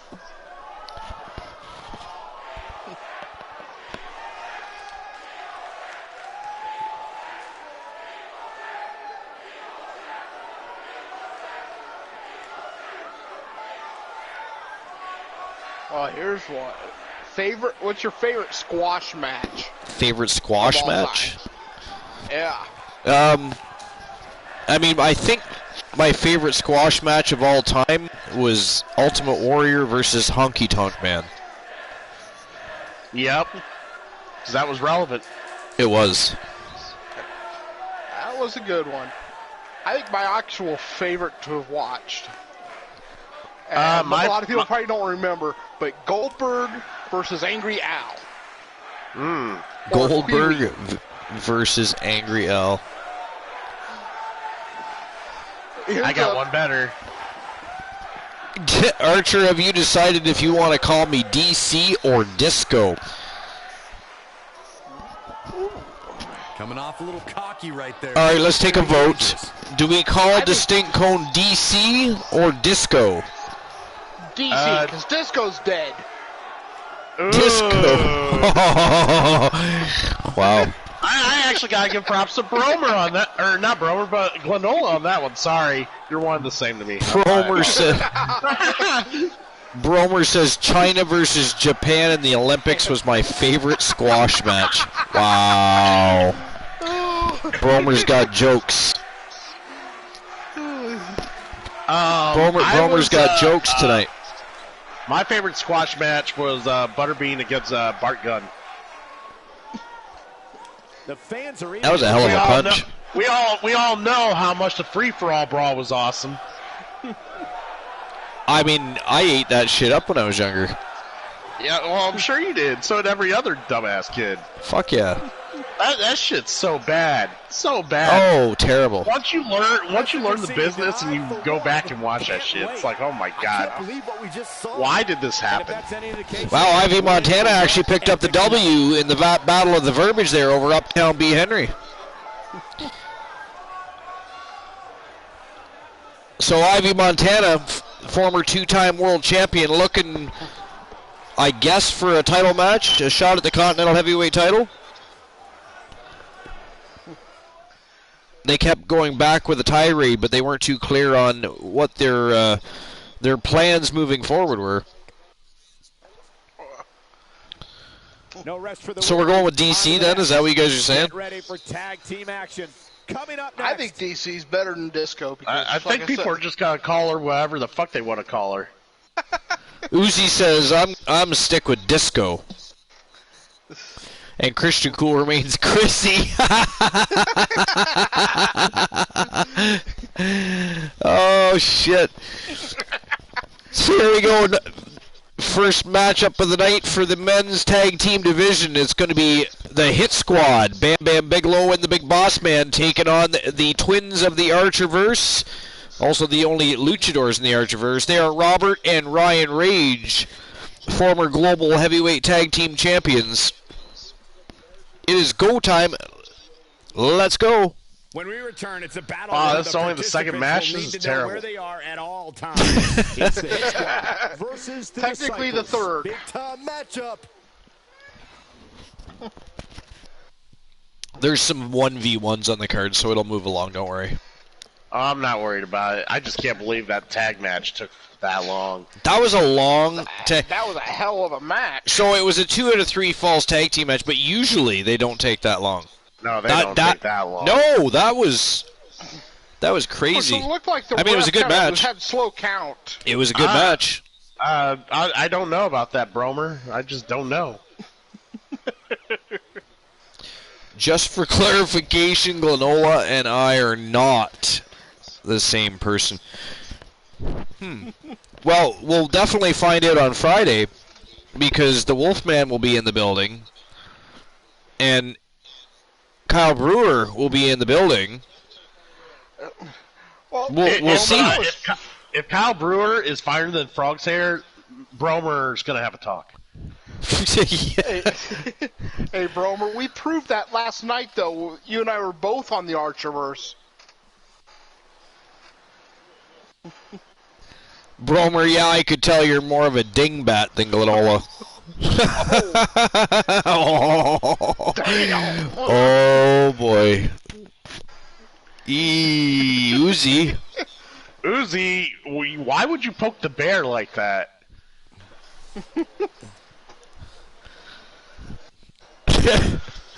Nothing's happened yet. Bromer must be in a good mood. Don't worry. Your Bromer don't give a fuck. Your Bromer's gonna unleash some hell. By the way, let's check out this tag team match. It's good to see Bam Bam Bigelow teaming up with someone of his stature. Yeah. Big Boss Man and Bam Bam Bigelow, the Hit Squad. They're hoping to make sure that the Disciples, Ryan and Robert Rage, serve some hard time tonight.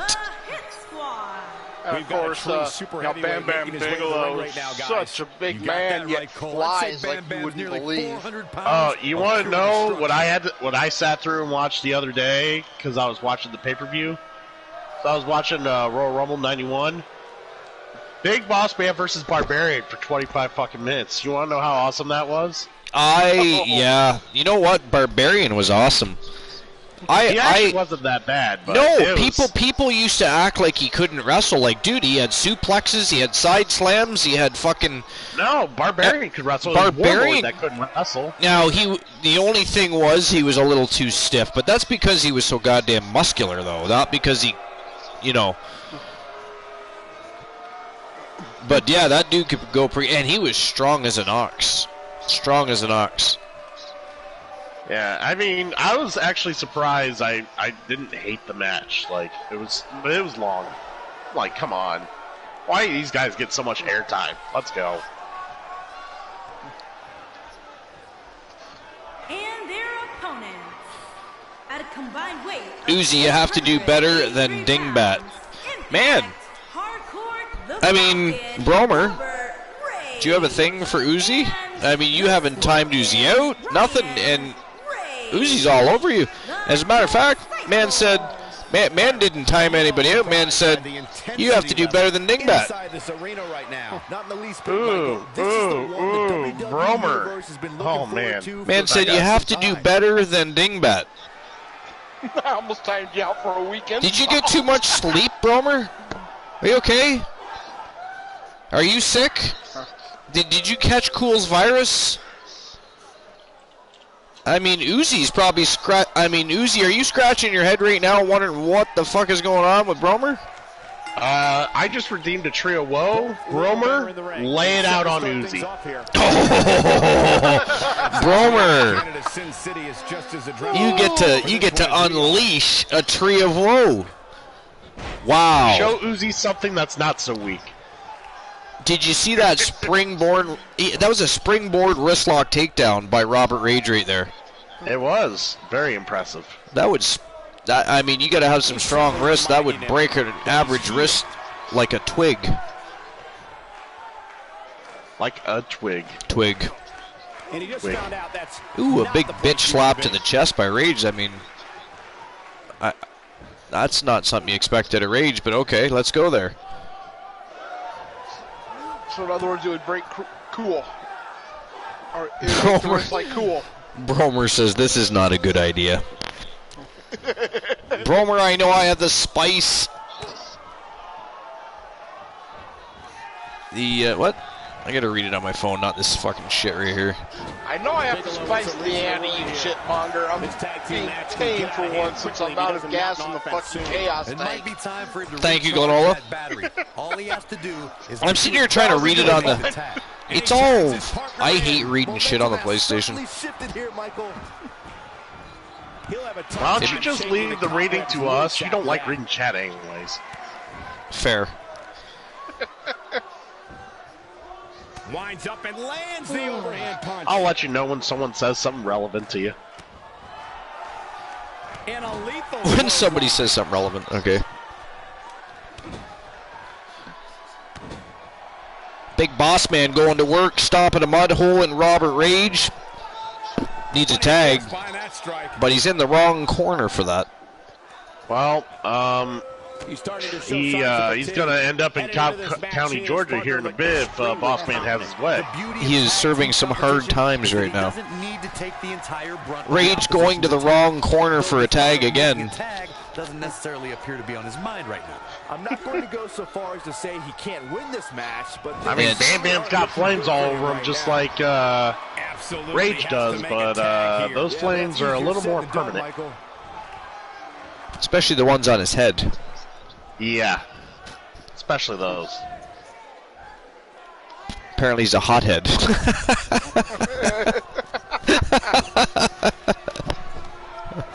I couldn't help myself. Oh my god, I'm shaking my head. I couldn't help myself. Good Glenn, have a treat. Hand him a graham cracker shaped like a dog one. A dog bone.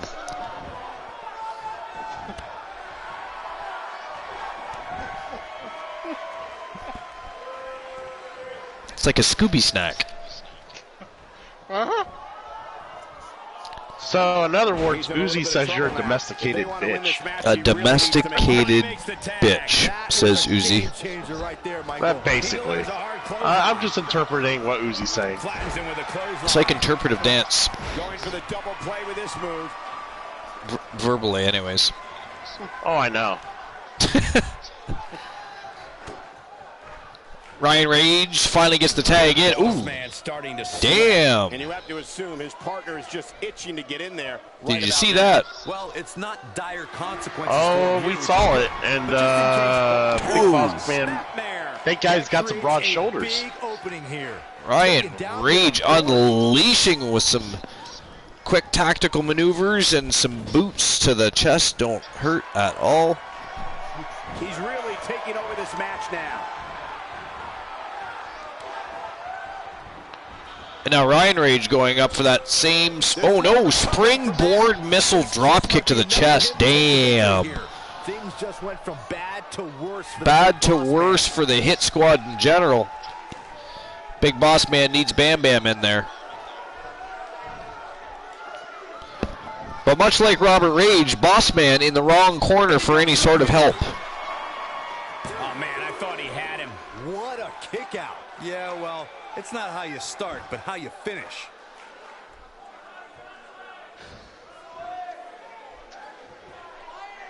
Bow and arrow stretch. Stretches out your neck, your spine, and the tendons in your legs, the hamstring specifically. Yeah, I'm not so sure he had it fully locked in. Ryan Rage showing off a little strength here. They're certainly not the average luchadors. They are far bigger than your average luchador. Team match is all but over. Yeah, this is hard to watch now. I mean, he is taking quite a beating in there. Glenola rebate fucker. That's what Uzi said. Uh-huh. Well, I timed him out, so he's timing me, or I timed Uzi out, so Uzi's timing me out. Oh, gotcha. But he doesn't realize I get timed out Wow. for the fun of it. Ryan Rage taps out the Big Boss Man with that bow and arrow stretch. He slapped it on for a second time. And the Disciples pick up another big victory. Look at that springboard drop kick. That was fucking phenomenal. I'm surprised Cool hadn't already timed me out tonight. I'm not a villain. I'm just here telling you as it is. You suck. Man, oh man. But has that never stopped you from timing me out in the past? The twins of the Archerverse, the Disciples, continue their path of destruction in the tag team division. The only team they have not been able to defeat, although to be fair, they have not faced one other team, but the only team they have not been able to defeat is Demolition, and the only team they have yet to face is the New Foundation. To be fair, well, no, the only time I time you out is when Archer asked me to. Robert Rage. And the Scorpion. Why you gotta drag me down? I'm just speaking truth. Why you gotta drag me down? I'm just speaking fucking gospel, bitch. I'm just an innocent bystander. Just my opinion. I'm just here doing my job, minding my own. Sure you are. And you're dragging me down the rabbit hole. From Team AMC Me, we're going to have a look at Ashley Marie, one half of the Archerverse Women's Global Tag Team Champions. They're, of course, going to be facing the Blondes Friday night on the Archerverse Battleground, but tonight is the Archerverse SmackDown, and Ashley Marie has something to say. What do you think she has to say, Cool? What about you, Glorola? What do you think she has to say? What is on her mind? What she want to get off of her chest? If I know Ashley Marie any more than anyone else does, it's probably Yar. I'm gonna kick that ass. Yar, I'm gonna kick that ass. Bromer has finally done his Priya Woe. Oh, did he? That Yes. means can you read it? Because I don't want to scroll back and read it.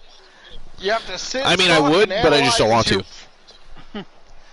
You have to sit, stalk, and analyze your prey because you can't come up with a goddamn thing on the spot. I can claim to have contacts and throw out random numbers too. You're a slightly below average troll, not worth my best effort. Go Bromer. I mean, that's his very first Tree of Woe. I would say that's not a terrible job for your very first one. Yeah. What do you think, Cool? Was that satisfactory? Does that meet the standard of a Tree of Woe, at least for you were fine with it? So anyways, Distinct Cone, I'm calling you DC.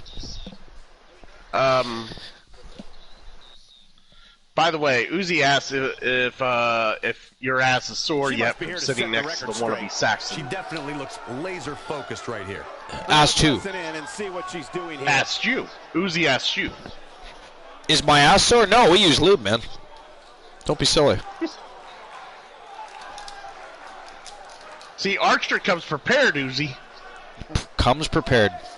You got to be prepared for it. I mean, expect the unexpected is a lesson in life.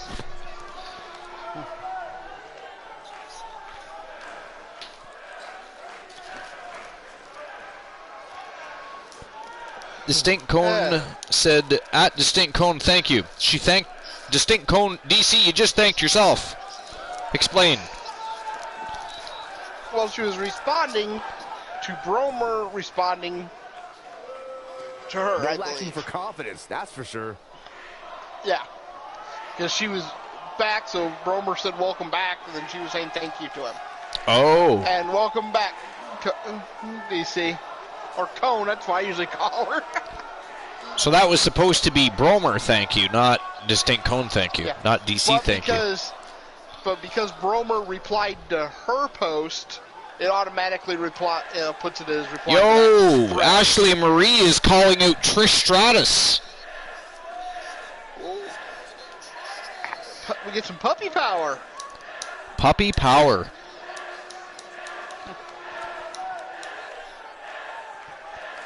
I mean, Ashley Marie's got some puppies.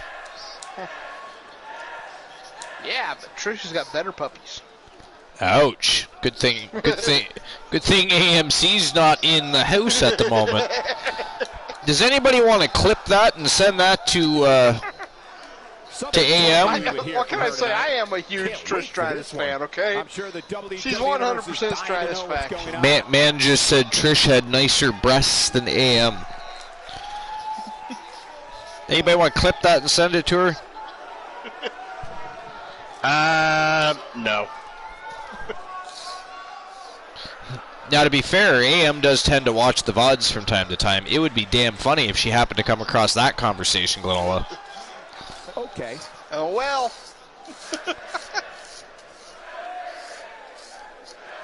Ugh. What would be funny is if she would agree with you.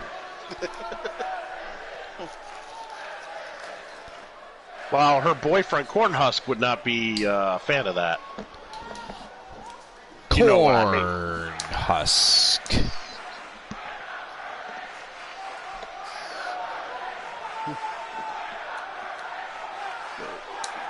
Not bad. I'll give Bromer a free reluctant compliment. Not bad. I'll take the smoke, but the day you least expect it, your house of cards will fall. Well, you know what, Uzi? Seeing how you're the stalker of the Archerverse, admittedly, too, which is kind of scary. But anyway, I mean, Team Bromer has Kyle Brewer signing a contract with the Archerverse. They start their career this Friday night on the Archerverse Battleground. Perhaps eventually Team Uzi perhaps needs to sign a superstar to their management team, get in contact with the Archerverse management team, work out some contract details, do some negotiating, and eventually you could have Team Uzi taking on Team Bromer. I mean, the possibilities are endless here. Yo, Glenola redeemed Silly Cool. AMC, easy me. AMC, be on me. Okay, yeah, I'm done with that. Wow. Wow. I mean... Well, you guys have a great night. I do have to jump off here. All right, Glenola, we appreciate you being here tonight. It's been a while. I hope it's not another while. We enjoy your company. We enjoy having you on the broadcast. We enjoy having you in the chat even. So we really appreciate you being here. Thanks for always supporting the Archverse, my friend. Oh, my pleasure. And before I leave, though, I do have to leave a little bit of villainy.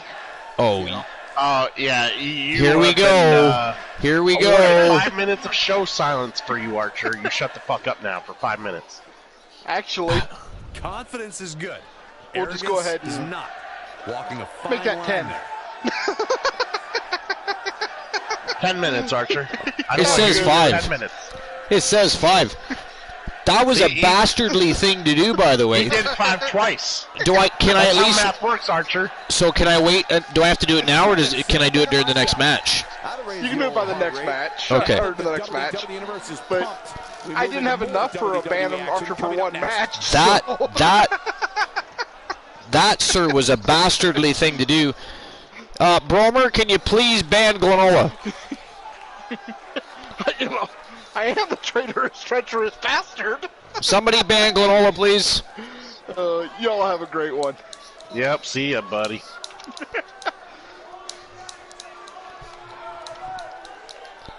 Thank you. I don't understand why you gotta ban the guy. I mean, he just wants you to shut the fuck up for 10 minutes. It says 5. Oh, he did redeem it twice. 5 twice. He redeemed it twice. Son of a bitch. I know basic math's a little hard. Son of a bitch. Okay, Bromer, will you please unban Glenola, reban him, yeah. then unban him again and time that fucker out for 10 minutes?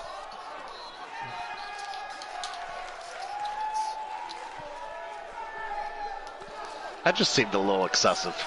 It is very excessive.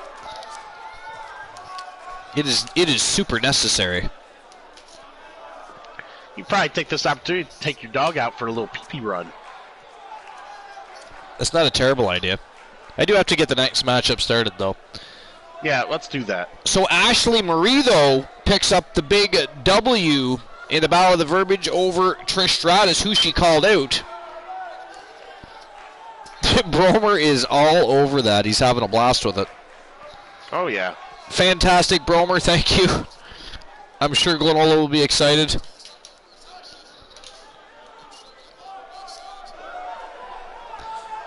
I forgot to. There we go. On with the show. Uh-huh.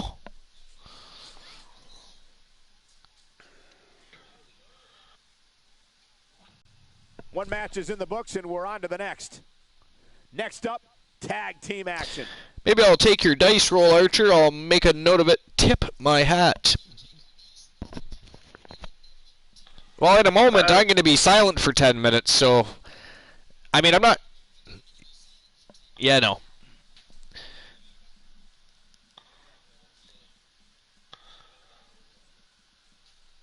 right, here we go. It's going to be Adam Colossus and Johnny Braddock taking on Tons of Funk. Reese the Voice Williams and the villain of the Archiverse, Kareem Key Woods. Demolition always looking for another notch on their belt. Another big name to add to their list of defeated foes. Tonight that list apparently includes the Trigger Talk TV boys. The three from The Place to Be, Trigger Talk TV. It is Uptown B. Henry, Reese the Voice Williams, and Kareem Key Woods.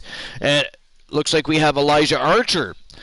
Again, the unfounded and there's no evidence suggesting there's an alliance between them, but once again, Archer coming out with Demolition has people talking all kinds of smack, but at the end of the day, it is all speculation until the horse's mouth opens and something comes out. But let's get this match started. It is go time. It is tag team action between two of the best tag teams in professional wrestling today. Tons of Funk and Demolition. It is go time.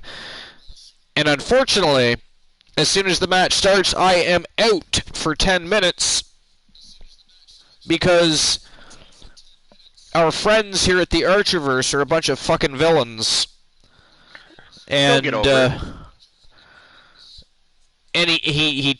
he silenced me twice, 5 minutes apiece. So 10 minutes, I am out. Luckily, at least tonight we have our good buddy, Crizzy. Fuck you. I had to say it. Uzi hasn't said it in a while. I had to pop it out.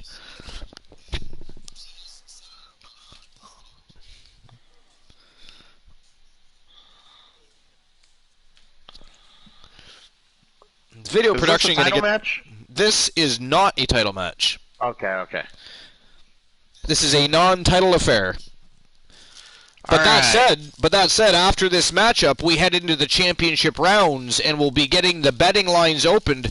So, ladies and gents, put on your thinking hats, because once we hit the championship round, you're going to get a chance to earn Archiver's points, and you'll get a chance to bet on each of the championship matchups. Got my money on Trigger Talk guys again. Pac-Man's always going with the Trigger Talk guys. Mr. T, don't take offense.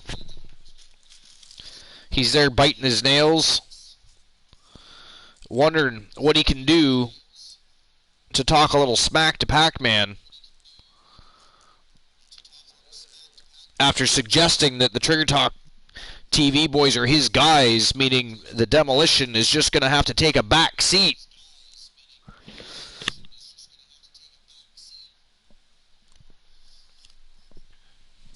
All right, here we go. It is go time. Tons of Funk, Demolition. It's going to be a great matchup.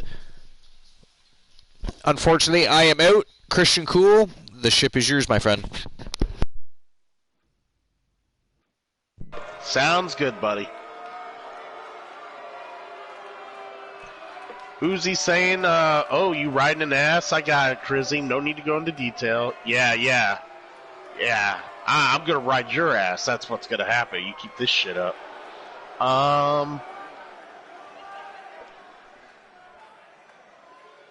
Anyways, it's good to see these two Bromer band friend requests. Jeez.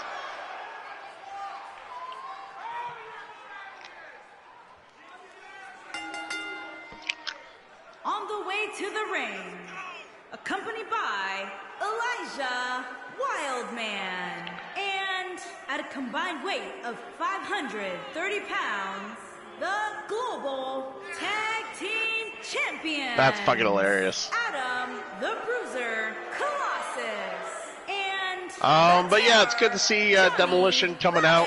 They are your current tag team champions here. If this one lives up to the hype, Byron, we're in for an amazing I didn't have match much here thoughts tonight. on them initially, but wait, are they tag team champions or are they separate champions? Were those title belts different?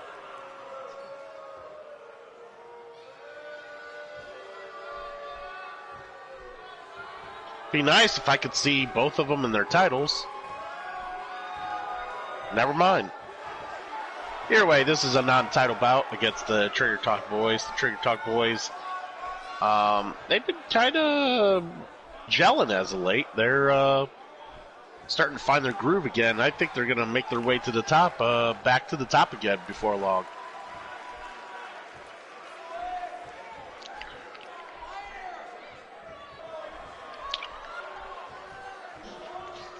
And their opponents, accompanied by Uptown B. Henry, and at a combined weight of You always got the crowd favorite, B. Henry. Another favorite in Key Woods. And then it's the crowd has got mixed feelings when it comes to Reese the Voice Williams. This match might very well when they're all together, everybody's happy and everyone's glad they're doing their thing. But you get them out on their own separately. Reese Williams tends to get more blowback from the crowd than any of the other two. So.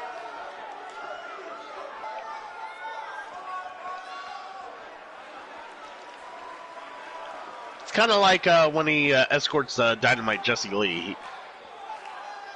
When he's hanging out with her, people are like, more the fans are a little more tolerable of him. But if he's like doing his own thing, the crowd tends to not be so happy with him. Here we go, ladies Mostly and because he like applies some shenanigans when he wrestles. For this one as we are. Well, he tends to rub people the wrong way, literally.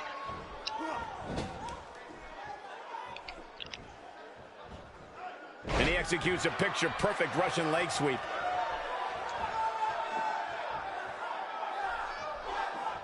Well, after a few times into the turnbuckle, there's the backbreaker, guys. Is that Colossus? Yeah, Colossus is learning how the mat feels right now. Williams has some ideas here. What do you think? For those that haven't seen much of him, what can we expect tactic-wise from him tonight? They say that life's like a box of chocolates, but I look at him, I think it's more like a bucket of bolts. Well, in the WWE, nobody cares about how close you came to greatness, just if you got there. We'll see if he has what it takes tonight. The Trigger Talk Boys looking awfully dominant at the start of the match here. He's not looking like himself here. His tag team match can get out of hand quickly if he doesn't mount an offense soon. Hey, I love the way he competes with so much respect, but now might actually be the time for now, him to this is all Nice Guy. This is vintage The Voice. No doubt about that neck breaker. Reese Williams here. This is how he controls the match, slow, methodically. Breaks his opponents down. You sound a hell of a lot better, Cool. Thank you, Bromer. Down with authority. I don't know. The more I keep cleaning up the gum works, the better I start sounding.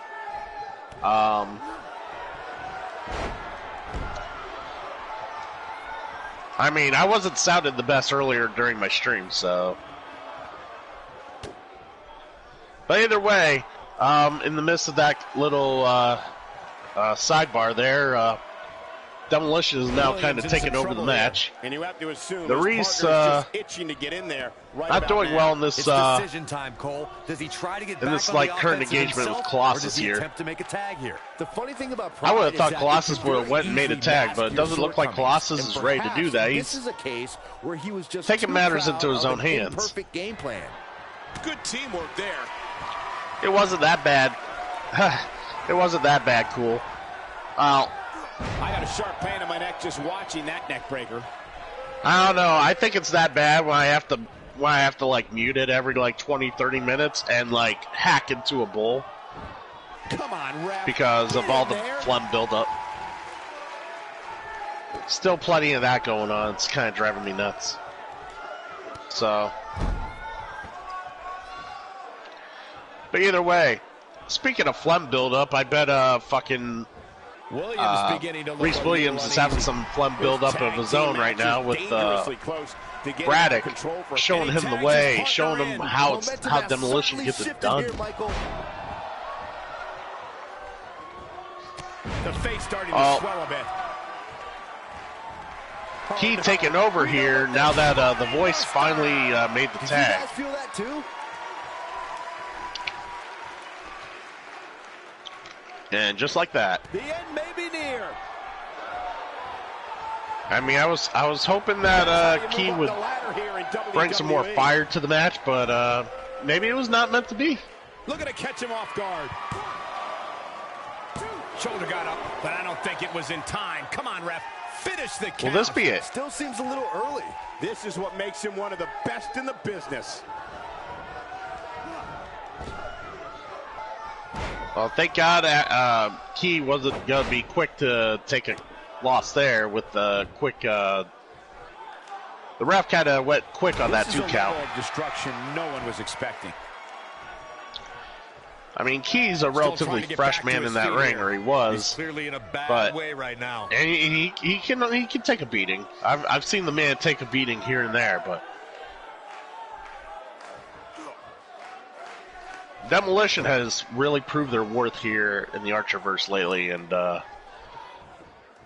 getting themselves tag team gold, going on singles runs, getting some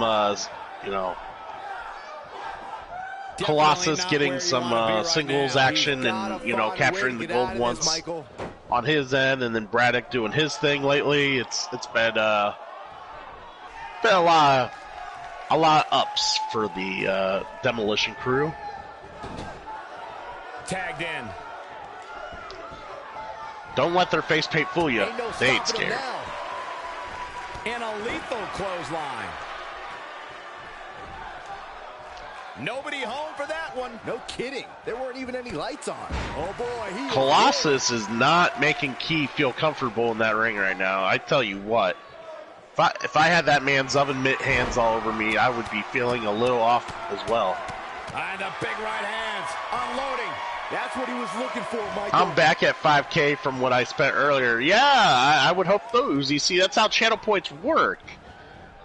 You hang around a channel enough, and you watch the channel enough, you eventually accrue channel points, and then you got them to spend. Needs to make it to the corner here, glad you figured it out. I'm happy for you. The tag has been made. Oh, he needed that in the Anyways, worst way, back Michael. to the match. The boys getting in there and trying to light a fire underneath Demolition, but it doesn't look like that's going to happen. In a match.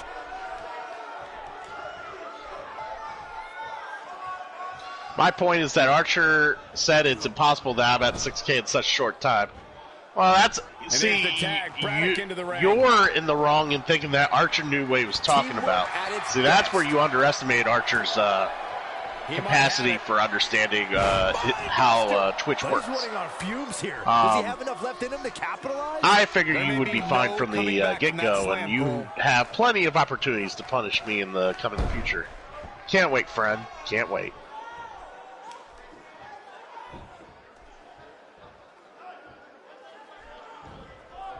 What a brutal DDT. He's sending a message to the entire WWE locker room. This is not what I expected from Trigger Talk here. I expected them to be a little more on point. Demolition just really cutting that ring in half. There's the Samoan drop. He's not getting up. You can't like his chances right now. Well, is Reese going to make a tag here? Reese really should make a tag here. He's looking at it. His signature slam. But can he follow up here? Can he end it quickly? I mean, Trigger Talk's starting to get the crowd fired up. They're starting to, you know. Yeah, this is way too early to be going for the win. Oh, whoa.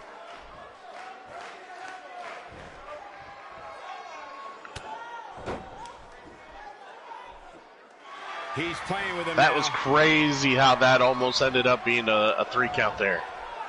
This could be it. Colossus got distracted by Archer on the outside for some reason. Not paying attention to what his partner was doing. A trip to the local medical facility might be in order after that. His shoulders are down. 1. Well, the voice made sure he got hurt there. Pin for sure. Yeah, it's going to take more than that. He's in a tough spot here, Corey. And if he doesn't get up, it's going to get a lot tougher. That was super close. Reese was this close to ending this match. Braddock got a little bit of fight left in him. Hopefully he can get back up.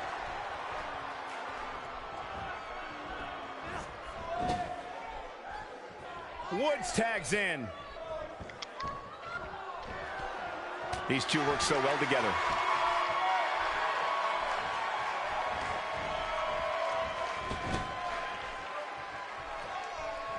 Comes in off the tag. When this guy's out. Well, this is what happens when you don't keep your focus and you let the other team take advantage of your shortcomings. We've seen this before. He got momentarily distracted, and Demolition back on top now. There's the cover. Can he do it? The pin's broken up. I can't believe it. Byron, he may be down for good. That wouldn't surprise me at all. Not after the beating he's taken. I was going to say, Key is just so lucky that the voice was on top of things, able to break up the pin. Nobody controls the pace of a match quite like this guy. The Archerverse redeemed joke time.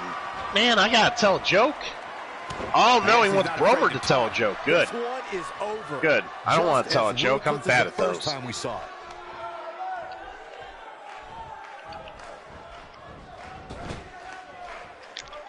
And there's the tag. Braddock into the ring. Will executed double team. He has him right where he wants him. Man, this is a shame. It's hard to watch Key take the beating that he is here. Huge move right there. That has got to be it.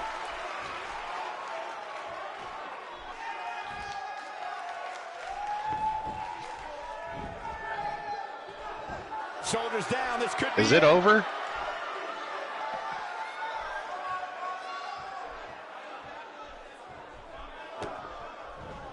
Whoa, the ref is distracted.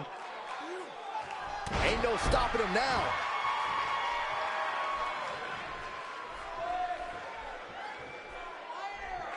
And Trigger Talk boys have a new lease on life with the ref never counting the pin. I could have swore Key was down and out there. The voice was nowhere to be found. And now Demolition having to put a little more effort into their ventures here tonight.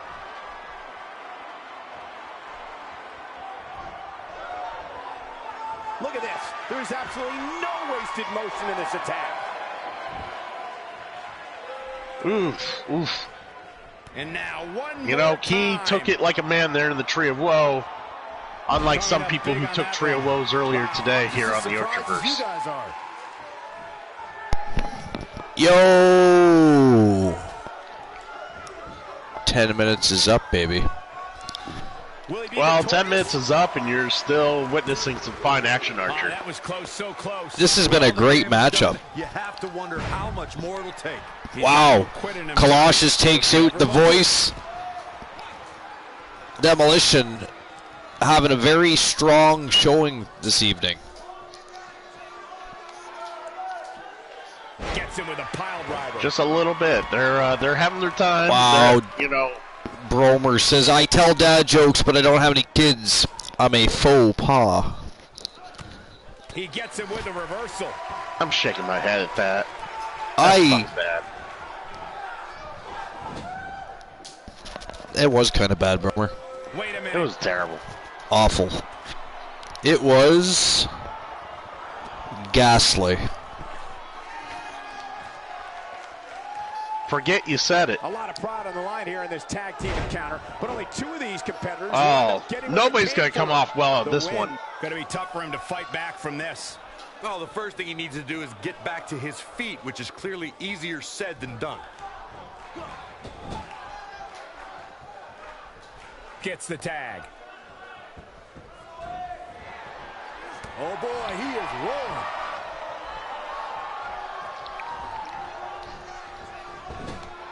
The villain whips Colossus hard to the corner. I thought he was going to go for a tag there. He is not. He is taking the big man upstairs instead. If this is the reason Trigger Talk loses, it's because they have too much pride in themselves to fucking work as a team. They aren't working well as a team tonight at all. Superstar is so happy with At all. rankings. I'm told they've been framed. An early pin attempt. 2. Oh man, I mean that was so. Colossus kicks out at 2. Yeah, seemed to be just testing the waters a bit there. It's going to take a little more than that to take down. Were they wearing 2 different belts coming down the ring earlier, Archer? I couldn't catch that. Johnny Braddock is also a title holder. Yeah, he's not just a tag team. Yeah, that's what I thought. I don't think the tag team scene has ever been hotter here in WWE. Was that the Pure Championship? it was. Yeah, all right, that's what I thought. Goes, thanks to a vicious. That's what I thought I saw. Johnny Braddock is a double champion. He's the WWE Pure Wrestling Champion and one half of the Arch. Wow, big win for Demolition. Man, I oh man. I swore there was a rope break there, but the ref didn't see it. But I would have to agree with you there. I think they might have gotten away with one there. But at the end of the day, I think it was time to put an end to that match anyways. The Trigger Talk TV boys took a beating tonight. Demolition was awesome in there. Well, some say awesome, others would say legendary. So the Disciples and Demolition, who by the way are still locked in a heated rivalry, both come out on top with great showings against their respected opponents. It's going to be interesting to see what happens between those two teams going forward, I'm telling you. They've been in singles competition, they've been in tag team competition, and they are still laying waste to the tag team division. And that's a nice win for these two here tonight. It is crazy. What we just saw there was a doctorate class in tag team competition. They just took the game to a whole other level. I offer you, like this one that makes could you make Bo Dallas and Kane a team? Well, Kane is already part of the Ministry of Darkness, and Bo Dallas currently isn't involved in any storyline, feud, or rivalry, but that doesn't mean it couldn't happen eventually. Can I make you?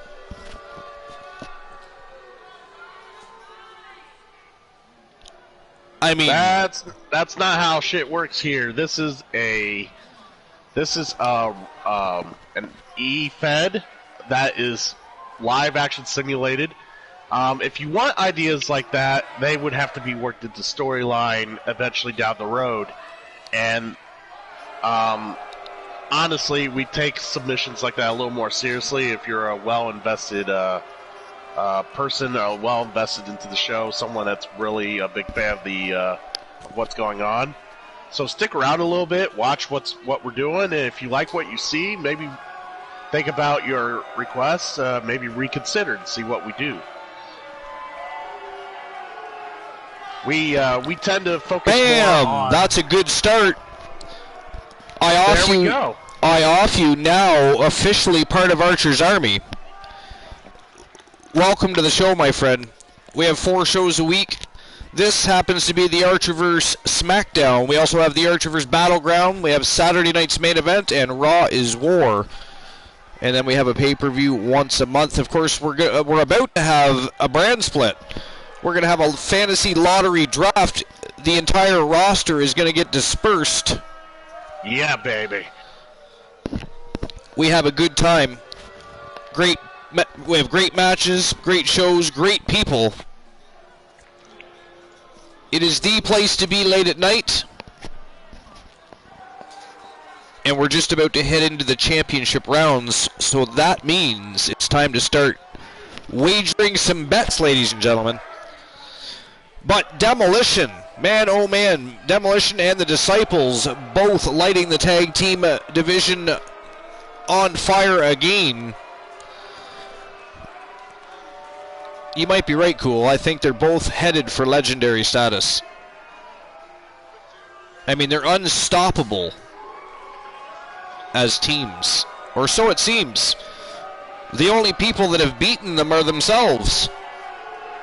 Crazy. And to be fair, once again, I will say it just because you're thinking it, neither team has faced the new foundation yet. And you would not be wrong, they have not. The new foundation, of course, the WWE World Tag Team Champions. Long-time champions at this point. Indeed.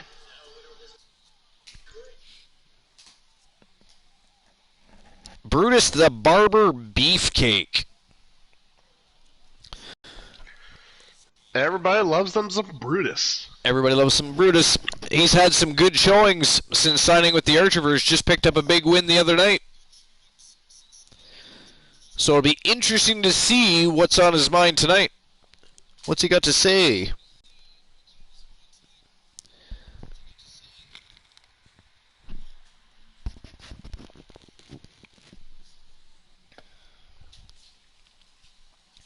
I kind of dig the name I Off You.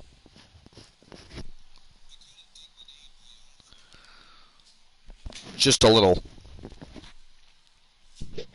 I mean, it's a little bit on the nose, right? I off you. Perhaps. By the way, Uzi has redeemed another reluctant compliment from the co-host. Fantastique.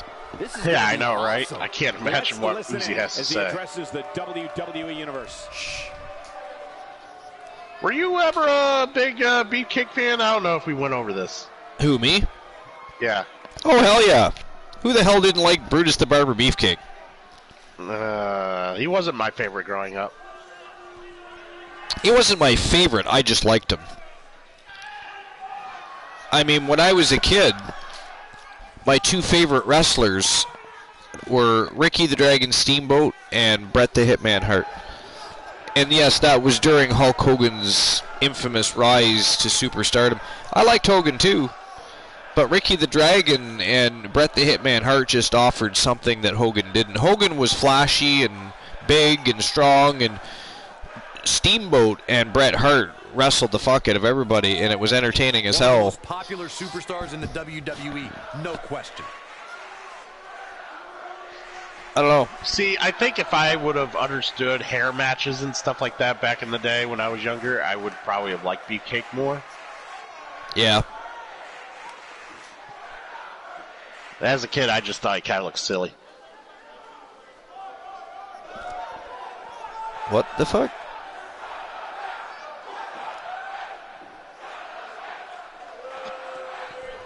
I can't tell you how confused I am right now. Why? Because he called out the Warrior? Yeah.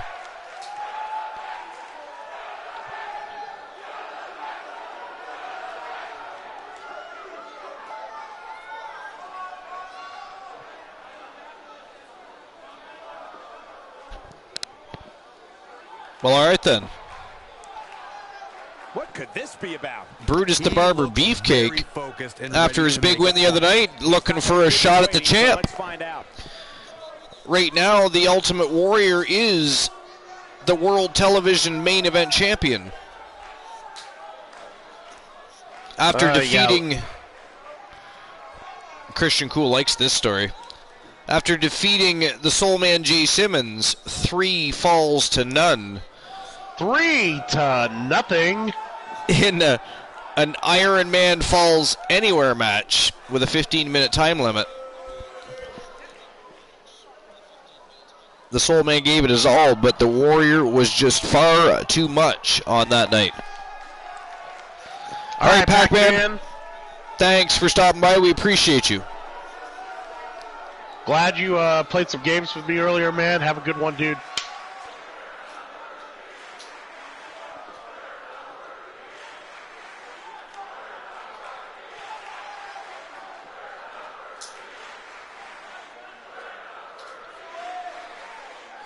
Man, look at the cheeks on Beefcake.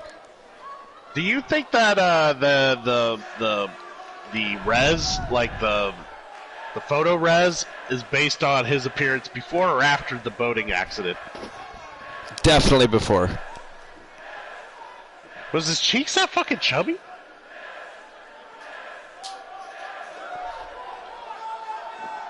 Maybe after. I don't know. All right, give me a sec. Oh, wait. Why get elaborate in the scheme of things? Let's be real. Cruzy's dome isn't all there like 69% of the time. Like, shit. You complain about Todd Grissom being a low ball. Let's talk about how Cruzy is the lowest ball you drop. Hell, if this was a poker game, I'd picture that Cruzy would be the moron to have mirrored shades on showing his hand to the table. Like, that's how many screws this man's missing. That head lose a full game of poker just for looking like a fool.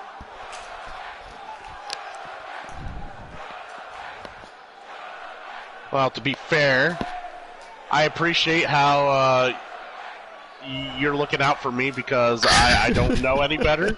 I go out and I make a fool of myself. I appreciate you looking out for me, Uzi. I mean, what better company could I ever be in, Archer? I mean, someone really out there, you know, reaching out. Being like, don't be doing that. Why you do that, bro? Like, you know, Uzi there, being there for me, you know. I mean, I don't know about the whole Todd Grissom thing, but hey, you know, people's got some lowball opinions, so it be. But I had this typed up 50 different ways. Oh my God. You two are fucked. Trust me, I won't ever, you know, mistake you as a boy or a girl from that statement alone. You're definitely a girl.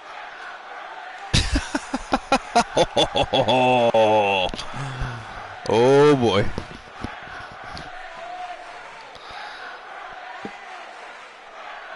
Oh boy.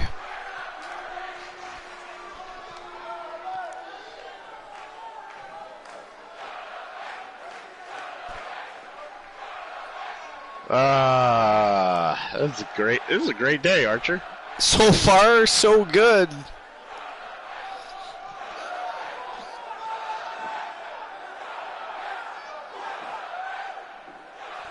I tried to word things where it's fluid and smooth, not like Bromer is 50 typos a minute.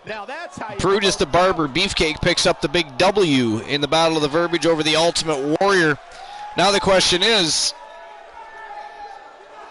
I mean, did anybody make sense of that promo segment? Because I did not, and it was not clear whether or not the Warrior was actually accepting any sort of a challenge from Brutus Beefcake. All I heard was Beefcake going cha-cha-cha and Warrior going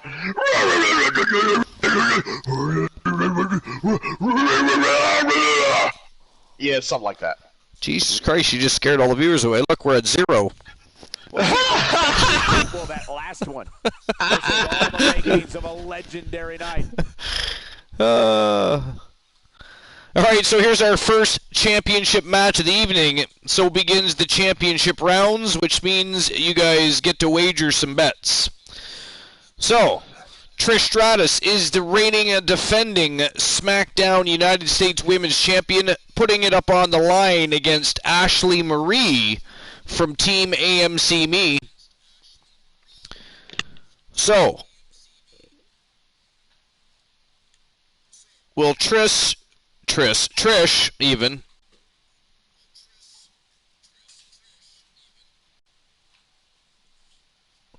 Will Trish retain her championship, meaning defend?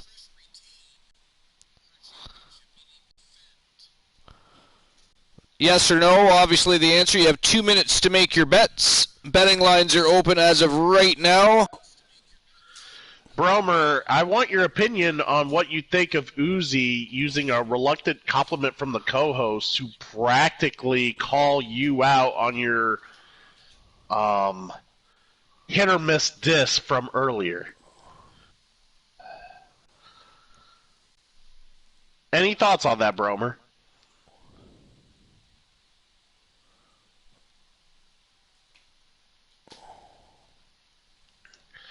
Oh, man. I'm sorry. I got to go with my girl on this one. And she is my girl! The championship is up for grabs right here. Next, we have a real fan. Ashley Marie is one half of the Archerverse Women's Global Tag Team Champions. Her career has been off to a tremendous start since signing with the Archerverse. Trish Stratus actually got off to a rocky start when she first came into the Archerverse, if you remember, Christian Cole. I think she lost her first 2 matches, I think. And then since then... What were we going to say? I remember the rocky start. She had a little bit of a rocky start, she did, but yeah. She's come around. She's come around. She's definitely come around. Puppies versus puppies in this matchup. Yeah. SmackDown Women's United States Championship on the line. So who's it going to be, Trish or Ashley Marie? Is it going to be mocha or vanilla? Let us know, guys.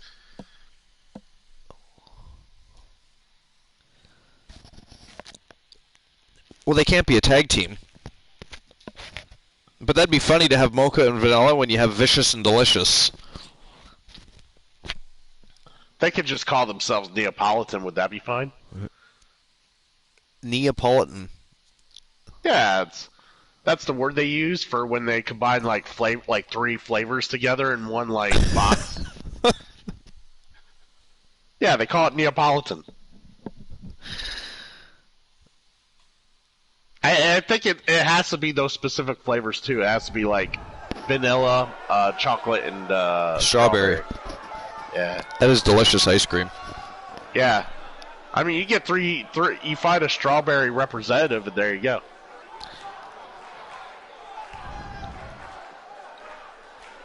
So this is our 3rd ever Women's Archerverse Lockdown match between Ashley Marie and Trish Stratus for the SmackDown United States Women's Championship.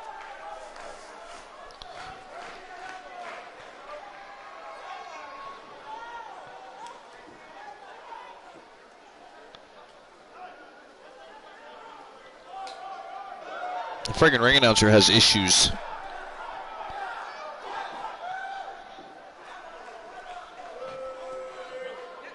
You know how I was going to tell you that I would let you know if there's anything relevant in chat? Yeah. Well, apparently Uzi works their vibrator to the max.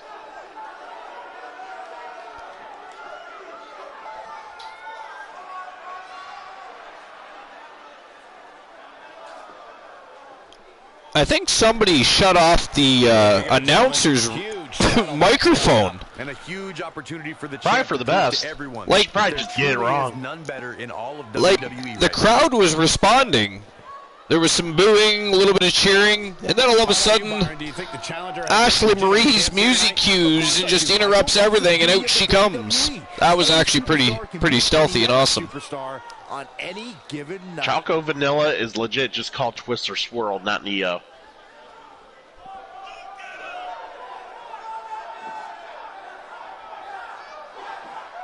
Twister Swirl, yeah.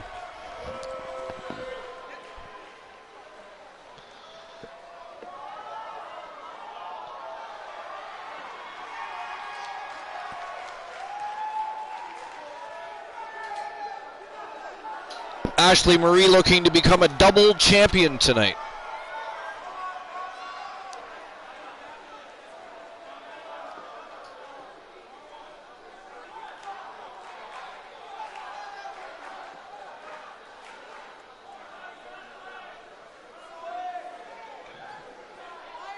My oh my, she's looking great tonight, Archer.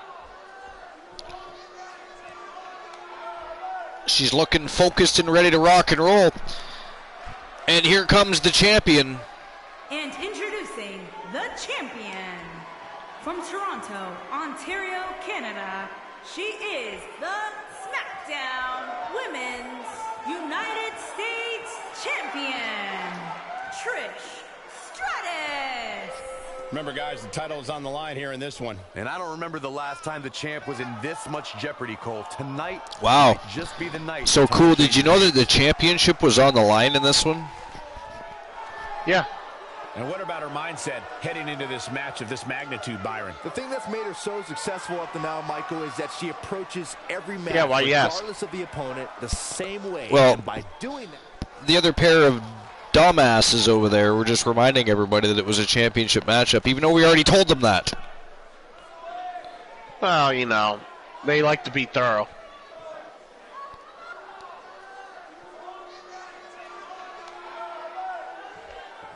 I don't know if you watch current modern-day wrestling programming, but they like to beat you to death with the information moments after it's happened. Slaughterhouse.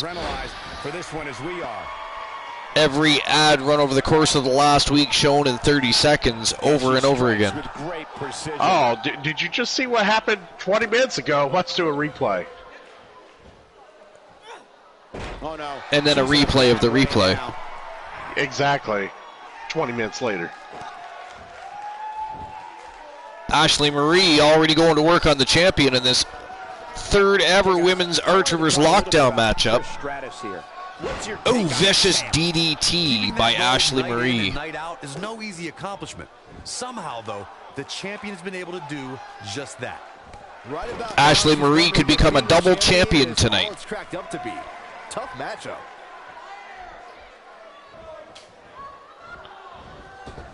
She may be looking wow, big spear as Trish Stratus comes off the ropes.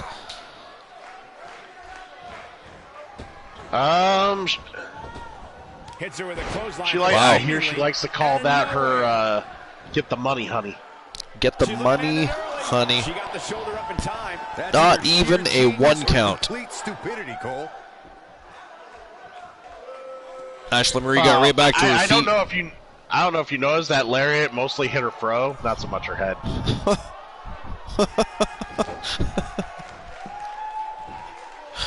Oh, good God. Just, that fro weighs so much, so her head kind of had to come with. She wants to finish this.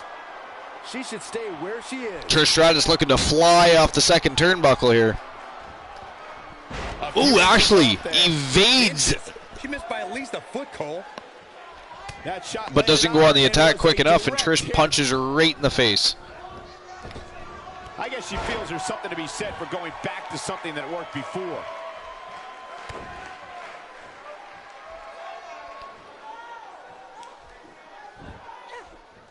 Which one of them do you think? Which one of them do you think will utilize the cage first? I don't know. I think it's one of those things like devastating. Maybe they're kind of being a little standoffish. Maybe they're just afraid if one of them starts using the cage, then it's gonna give the other person an idea to start using the cage on them. So they're gonna almost try to pretend it's not. Look at this! Holy shit! A 1 count. Trish kicks her, and Ashley Marie jumps right back to her feet, and is now in an onslaught of attacks on Trish Stratus, the champion, in trouble. Believe it or not. She's definitely slowing down here a bit, but that doesn't mean it's the end of the road for her. Not by a long shot. Look at the look in her eyes. She's in the zone now. Flying clothesline off the turnbuckle.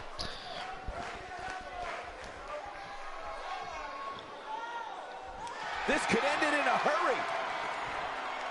Cutter. That changes the entire Nice cutter by Ashley Marie. this match. Still working the champion. She's not done yet. She's calling her out. She's looking at it. Oh! She got all of it there. That has to feel good, especially considering how heated. Can she do it here? That package DDT gets me every time. Yeah. Love the package DDT. Trish Stratus actually kicked out of that. That's crazy. Well, I mean, it's going to take a little more than that to take down the champ. Let's see. Nice snap suplex.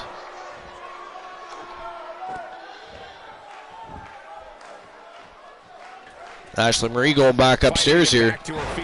Do these ladies even know they're in a cage? She's got to move faster. The champ looking absolutely defeated right Makes now. the champ eat canvas. That's what happened there, Cole. I would never question her toughness, but at this point, I just don't see how she can win this match. She's simply taken too much offense. By the looks, shoulders down, this could be it. And Trish quickly kicks out at 2 again. Trish Stratus proving once again that she's about as resilient as they come in this business. When she gets in attack mode, look out. Well, Trish not about to just roll over and die to Miss Marie here. That one. This one's over, guys. That'll knock you loopy. Quickly into the cover with the title on the line. Oh, just inches. Millimeters is correct. I was about to say the same thing, as disgusting as that sounds.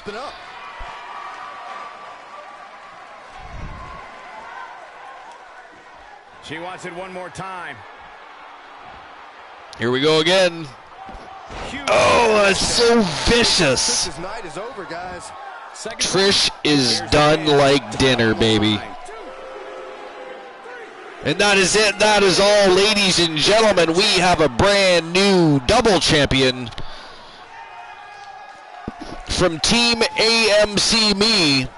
She is now one half of the Archerverse Women's Global Tag Team Champions, and she is the brand new SmackDown Women's United States Champion.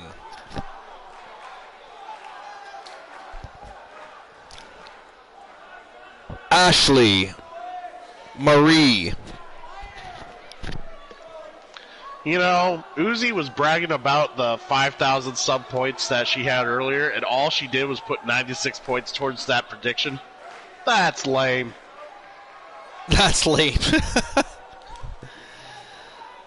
All right, will Trish retain her championship? The answer was no. She will not. If you chose no, you just got yourself some Archerverse points.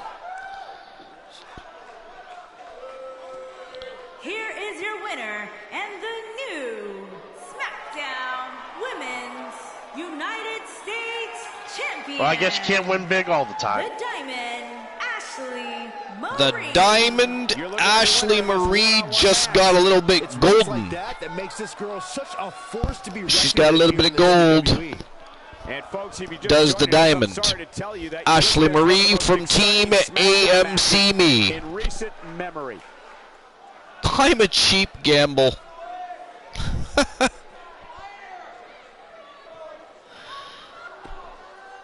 Woo!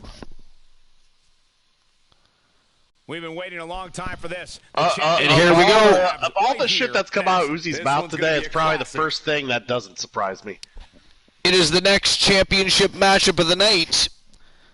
And it is for the World Television Main Event Championship. It is a triple threat matchup between Elijah Archer, the Wild Man, Brutus, the Barber Beefcake, and the champion himself, the Ultimate Warrior. So we'll get betting lines opened again. Let's go. Let's go. Who's winning? Let's go.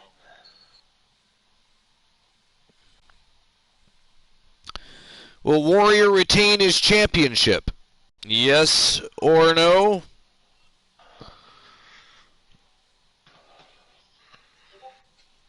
Betting lines are open, and the matchup is about to get underway, so you have 2 minutes to make your bets. It is go time.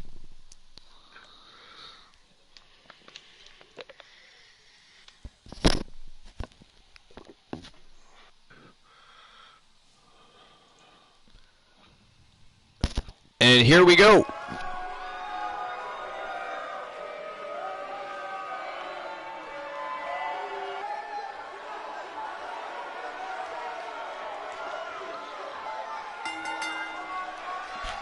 Brutus the Barber Beefcake making his way out to the ring first with those trimming shears of his. 271 pounds, Brutus the Barber Beefcake. Here we go, gentlemen. Huge title match. He's got some hair to cut, Archer. Opportunity for the champ to He prove could to cut my everyone hair. that there truly is none better. You don't have hair. WWE right now. Oh, dude, I got hair right now. I don't think you want him to cut it with those, though. He's looking at a potentially career-altering opportunity here tonight. That might not turn out well. It might not. He might cut my clothes before he cuts my hair first. Around your waist, that's when the big bucks. That or he might scalp you. Cut off an ear. He just likes to cut things. Cut. I mean, he's cutting air right now. That just proves our point. I wish he'd cut you off. You fucking sound terrible.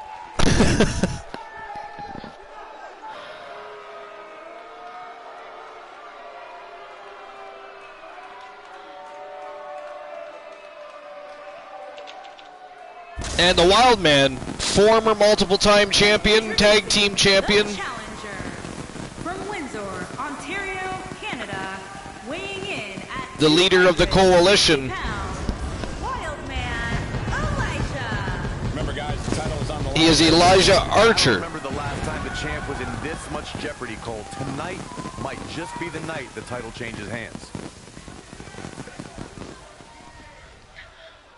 I certainly didn't vote for him to win. That guy sucks. Yeah, he really is, Michael, and he doesn't seem like the type of guy who's just going to squander an opportunity like Well, all this. you had to do was choose yes or no. You didn't have to choose a superstar. It'd be nice if they would expand that so that we were able to choose multiple, almost like a poll. You can, but I don't think you can do it in predictions. No, you can't, and you can't earn points on polls. No, it's weird. Yeah. 3K on Archer and the weird fucker. Brutus the Barber I think Beefcake? he's talking about Beefcake. You don't know who Brutus the Barber Beefcake is? And here comes the champion. Former Intercontinental Champion, World Heavyweight Champion. Weighing in at He is the reigning defending World Television Main Event Champion. He is the Ultimate Warrior. champion. You, of course, you ever asked Conrad Thompson Ultimate Warrior about Bruce Beefcake. It's not Bruce the Barber Beefcake. It's Bruce the fucking Barber Beefcake. And guys, you can bet there are plenty of superstars in the back crowded around the monitor for this one. Yeah, this really is an intriguing matchup, Cole, and the end result can very well trigger a domino effect on the Watching rest that of the roster. podcast or listening to the podcast cracks me up. Anytime Brutus is mentioned, fucking he hates Bruce Beefcake.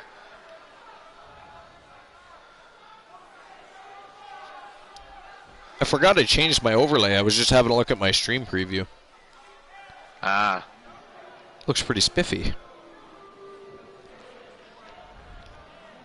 Pretty spiffy, he says.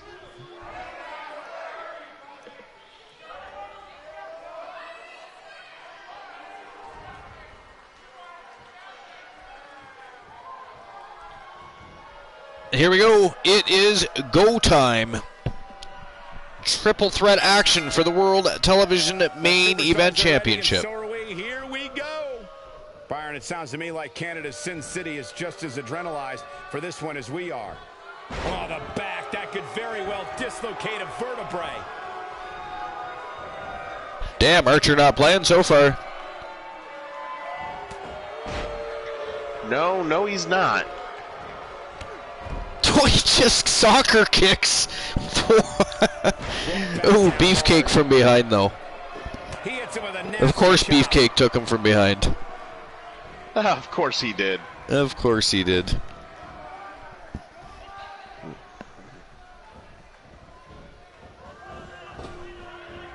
Archer's like, screw it, I'll just let them go at it. Brutus Beefcake with the offense.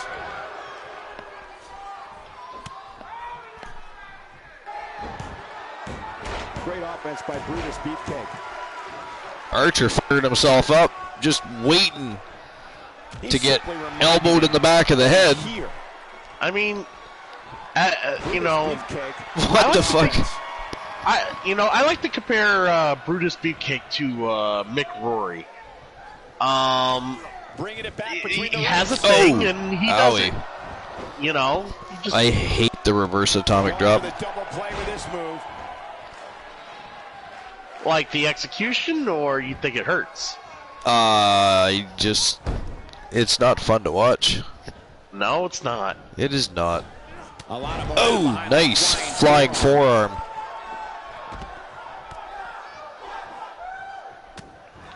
Warrior fighting back. And he takes him down with a big show of strength, just tosses Archer like a rag doll. Can he end it quickly? Very curious move to go for a pinfall. Archer kicks out at one. Just needs to do more damage. At one.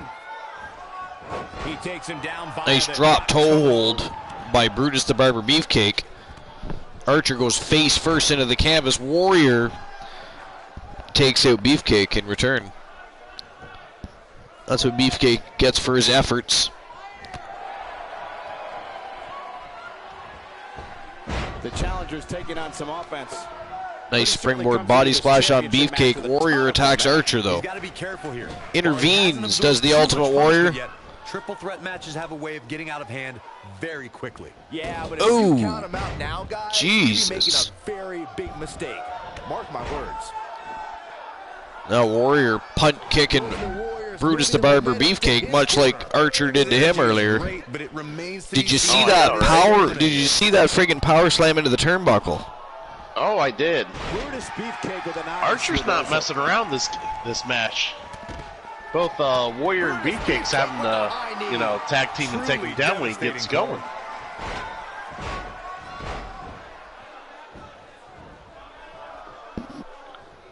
Beefcake looking alive in there. Well, now's a good time to be alive because the champ's outside. Two reverse atomic drops in the row. I mean, that's just unnecessary. Super unnecessary. At least he's not giving him the nutter. Unleashing it for the second time now. The clothesline finds Ooh, nice clothesline. Just about decapitates the Ultimate Warrior.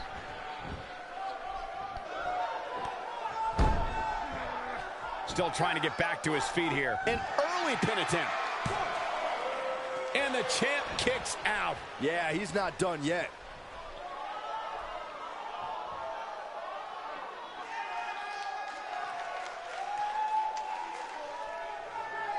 Beefcake trying to tear the head off the Warrior's shoulders there.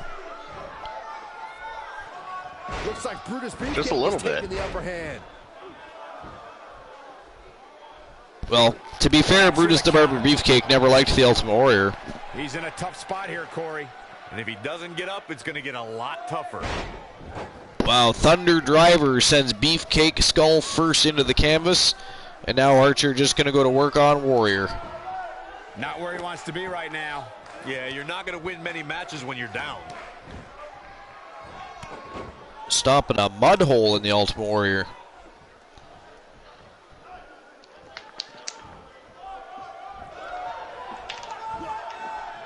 He is a one-man gang in there. Nice suplex. Beefcake getting back to his feet here slowly. Great, but it remains In he to be seen comes. how good his stamina is. Big swinging neck breaker on Archer. Warrior, not even a one count there. That was silly. Warrior still trying to recuperate in the corner there. Nice jumping knee from the Barber. That'll shatter your face. Game, set, match. This Warrior breaks up the pin. Even better the second time around. Lifts him up. What incredible power from the Warrior.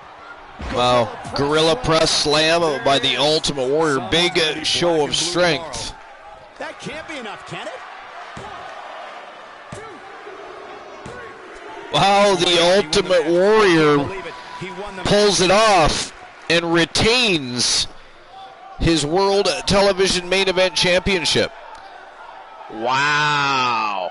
That was crazy. Oh, man.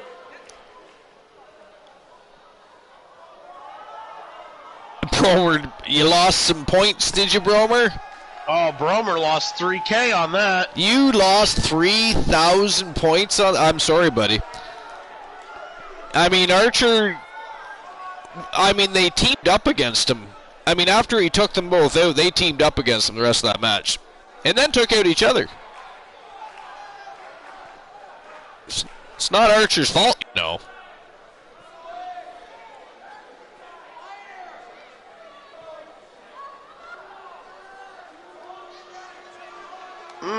Give me points.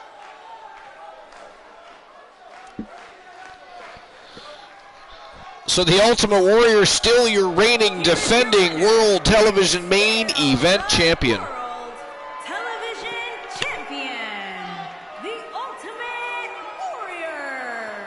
Impressive performance by all three competitors here tonight.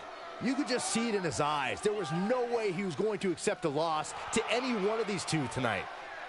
Crowd still hyped, ready to rock and roll for the rest of the show. We still have two more championship matches to go, the co-main event and the main event. It's go time. It is not home time.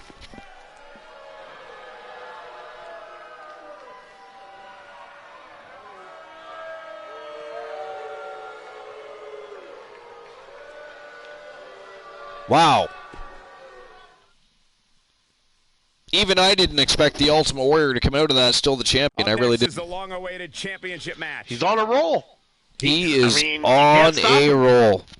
All the Warriors and the skeletons and the remains of the other Warriors and all their past ancestors, they've all come and they've rallied up and they've showed support for their Warrior.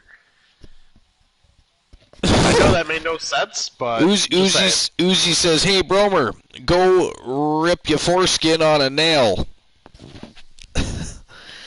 So we're at the co-main event of the evening, ladies and gentlemen, and it is going to be the vivacious Ivy Montana, the former two-time WWE World Heavyweight Champion, and she is taking on the American Badass, the Dead Man, the Undertaker, and the Continental Heavyweight Champion, one of the three from the place to be, Trigger Talk TV. It is Uptown B. Henry from Tons of Funk. And this is a triple threat affair for the Continental Heavyweight Championship.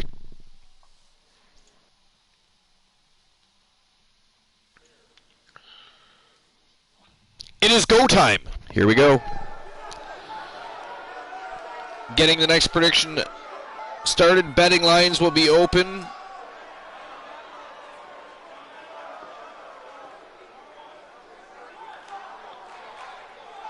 Will B. Henry retain his championship? Yes or no? You have 2 minutes to make your bets. Betting lines are open, baby.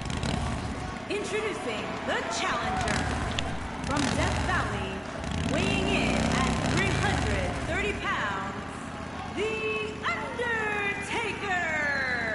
Remember, guys, the title's on the line here in this one. And I don't remember the last time the champ was in this much jeopardy, Cole. Tonight might just be the night the title changes hands. The Dead Man What do you think, Corey? Does he have a legitimate making his way to the chance ring to win the first. championship here tonight? Not only does he have a chance, Cole, but I'm going to go ahead and say that he will, in fact, defeat the champion tonight. You heard it here first. Pretty sure Undertaker got that motorcycle from somewhere.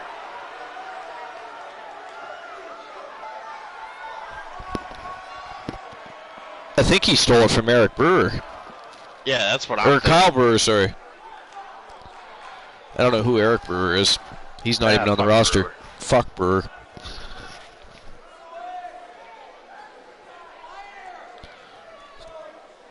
I mean, his management team was late to the meeting. Otherwise, they might have been debuting tonight, but whatever. The challenger from San Juan, Puerto Rico, weighing in at 245 pounds, vivacious Ivy Montana. Here we go. Vivacious Ivy Montana, the former two-time WWE World Heavyweight Champion, There truly is none better in all of has WWE certainly right now. blazed a trail since signing with the Archerverse. She has only 2 losses on her record. He's worked so hard to get to this point, Michael, and for his sake, always looking for that next opportunity. These opportunities and any opportunity very often to try and regain either the world championship or at least a championship. She wants some bling bling. That's all she's looking for.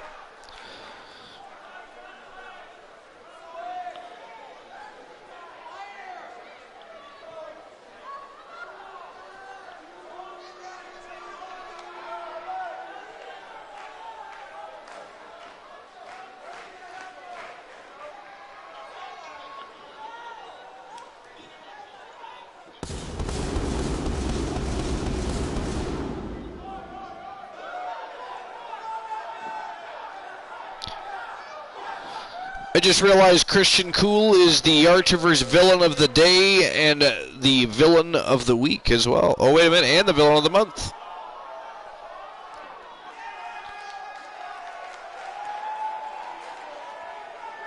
Who's your man? New to the army is I Off You. Recent Archiverse subscriber, Mal. I didn't realize. Oh, yeah, that's right. I do remember that now. And introducing the champion from Boston, Massachusetts. Recent act of villainy, Christian Cool. 55 pounds. He is the Continental Heavyweight Champion. Yeah, let's just give a little bit more right there. 1,024 strong in Archer's army. Tonight in this triple threat match. When it comes to triple threats, Michael, you really have to expect the unexpected. I should have a 48-hour stream. Really does add a level of intrigue that can't be found in a traditional one-on-one match. Well, yeah, actually, no. It should be a 72-hour stream, and here's why. You got to make up for all the other celebrations you lacked and did not celebrate. I skipped a lot of celebrations. You did. So you got to make up for that. Make it a 72-hour subathon. I mean, everybody else was already doing it anyway, so why would I bother? You know what I mean? I know, but and it's got to include a hot tub. Hot tub. Yeah, because it's not a real stream. It's not done in a hot tub. You can't get real viewership if you're not in a hot tub.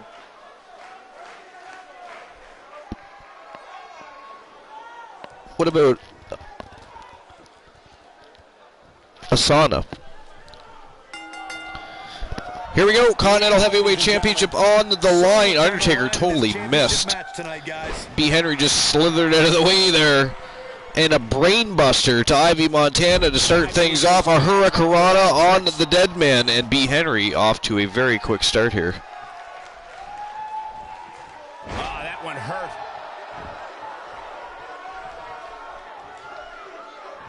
He's showing absolutely no pity now, guys. Archer.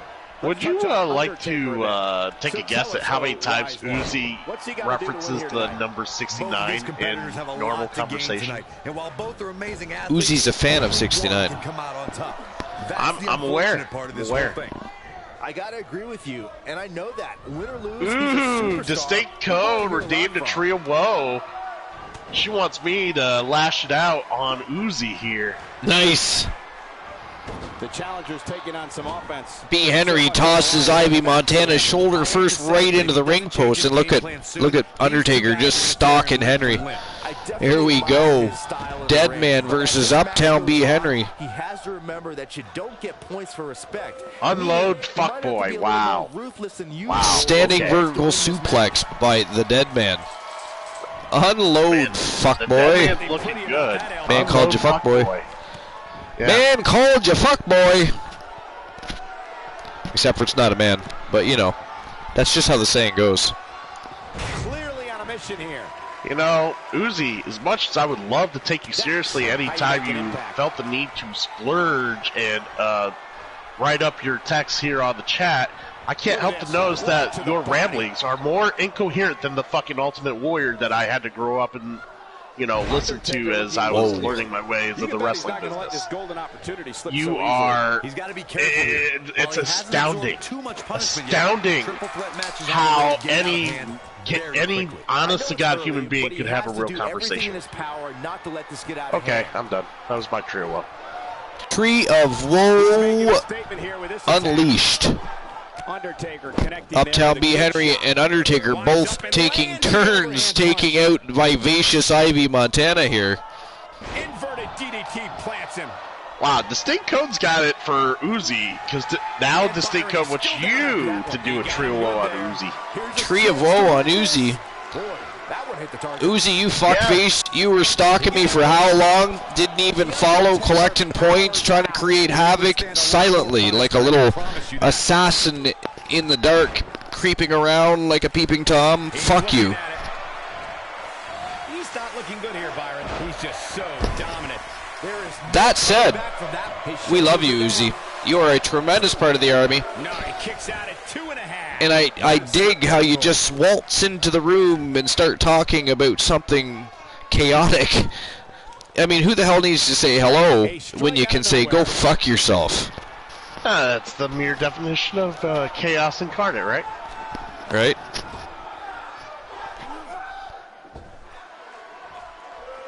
Going after the throat with that one.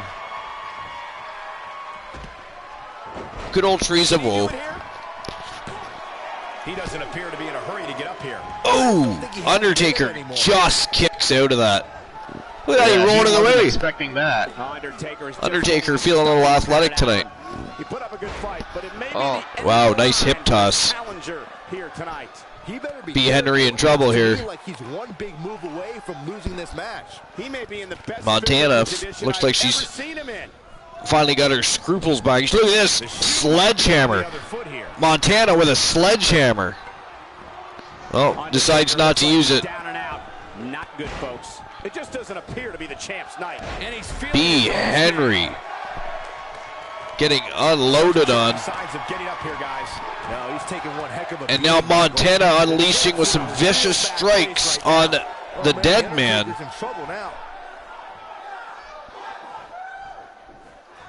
B. Henry still flat on his back. He's had quite the battle with Taker. Ooh, Montana was like just a hair away from becoming the new Continental Heavyweight Champion. Montana had their choice of pinning either Taker or B. Henry in that instance. And one wonders if they would have had better luck with B. Henry.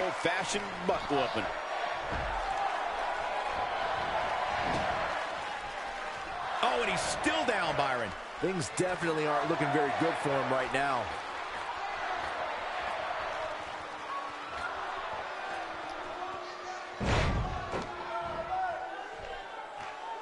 I don't know, guys. I really thought we would have seen the finisher already. And he goes for the pin. This guy's a competitor. He's not going down yet. Very nice. Okay, Uzi. Okay, I get it now. See, I just nice reversal by Henry. See, I just always assumed Uzi was a 13-year-old fucktard that was looking, craving attention, and now I get it now. I get it now. 2.5, so close to a finish here. Right now, Taker kicks out again. Henry pulling out all the stops here to try and retain that championship. He's not going to like this. But Montana and the dead man really giving him a go. Here we go a second time. Good night. What a stunner. But he's running on a few. Here's the pin. Title on the line. Only one place to go when you're stuck in the fireman's carry. Making weird sex toys and shit for members of the server. That is fucking fantastic. He's taking a long time to get up, guys. Uzi's 24. She's a 2-4. Yeah, she's a 2-4. I'm surprised she's not Drink it in, man. Drink it in. I'm drinking it in. I mean, I'm glad she's 24, not 69 or some other. 69. Just had to toss that back out, eh? Yeah, I know, right? So much power behind that punch. I think Undertaker's opponent's about to take his last ride. Oh my God! Last ride powerbomb, but a spear. Wow, a spear by Montana. He's looking for the win. 2. No, got the shoulder. Whoa, Undertaker kicks out again. Wow. I thought for sure He ate that spear and kicked out like it was nothing. Doesn't show any signs of It was nothing. That's how Taker rolls, man. That's nothing, how Taker honey. rolls. I think we know. You gotta do more than that to keep the dead man down. You don't. It's just a matter of time. You don't just come in and plow over him. The end of the Undertaker. Oh man, the Undertaker's in trouble. Wow. And the victory. Ladies and gentlemen, your winner and the new Continental Heavyweight Champion, after a tremendous battle with Uptown B. Henry and the Dead Man, the former two-time world champion, the vivacious Ivy Montana, is now the reigning defending Continental Heavyweight Champion.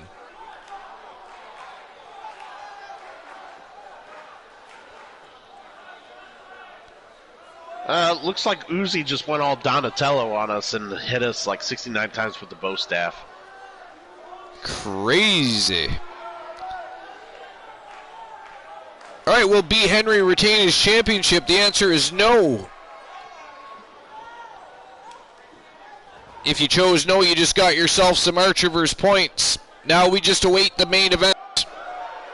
Here is your winner and the new Continental Heavyweight Champion, Vivacious Ivy Montana. Wow. Big win right there. You could just see it in his eyes. There was no way he was going to accept a loss to any one of these two tonight. And it's matches like this From Team Ivy Molina, thank you so much for joining us.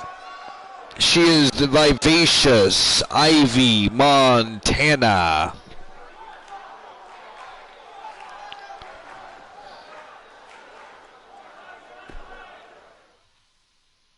Wow. Crazy. The wait is over. This one's for all the marbles, and it's coming up next. It'll be Razor Ramon. So this is the main event of the evening, ladies and gentlemen. Of course, after the main event is over, as is episode number 138 here at the Archerverse, we'll see you all again on Friday night for the Archerverse Battleground. We have two streamers debuting their characters Friday night live on Battleground. We're going to see Team Kraken Skulls and Team Bromer begin to unleash hell upon the Archerverse. You don't want to miss it, so make sure you're there. But right now, it is time for the Global Heavyweight Championship matchup between the $1 Million champion Razor Ramon. Well, actually, he's the former $1 Million champion now. We have ourselves a brand new $1 Million champion by the name of Riley Jarrett from Team Games Galore, and congratulations to Team Games Galore. We have the Iceman Christian Hart from the New Foundation, and it looks like the New Foundation is coming out in full support of their boy. And Razor Ramon.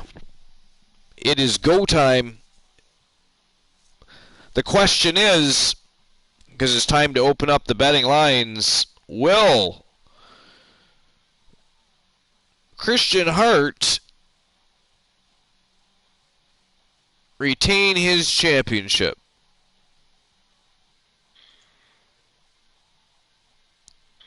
Yes or no?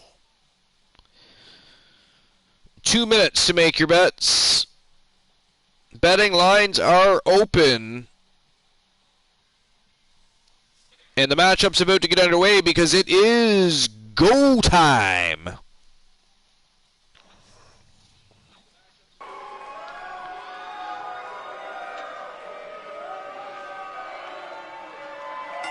All right.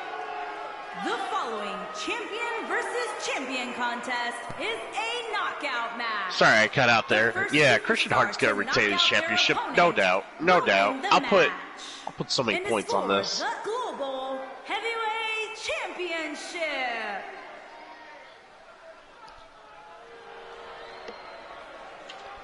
Let's have Crizzy fire on Bromer since he's a fucking cuck.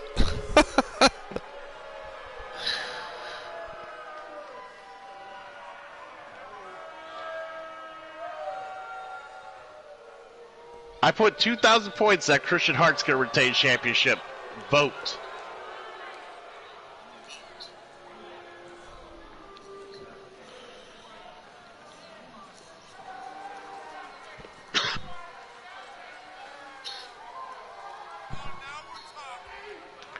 All right, so a tree of woe on Bromer. I'm sorry, Bromer. Bromer. My bad, dude. I gotta give you his tree of woe. This is what Uzi says that I gotta do it. I gotta do it, dude. I don't mean it, but it's got to be said. 50 typos a minute, or is that what she said? 50 some typos a minute. Yeah. She's just being generous, dude. It's probably double that. You're pretty fucking slow, dude. Honestly, you should be ashamed that Uzi doesn't just come down on you more. Uzi puts you in your place. Uzi makes you feel like you're nothing.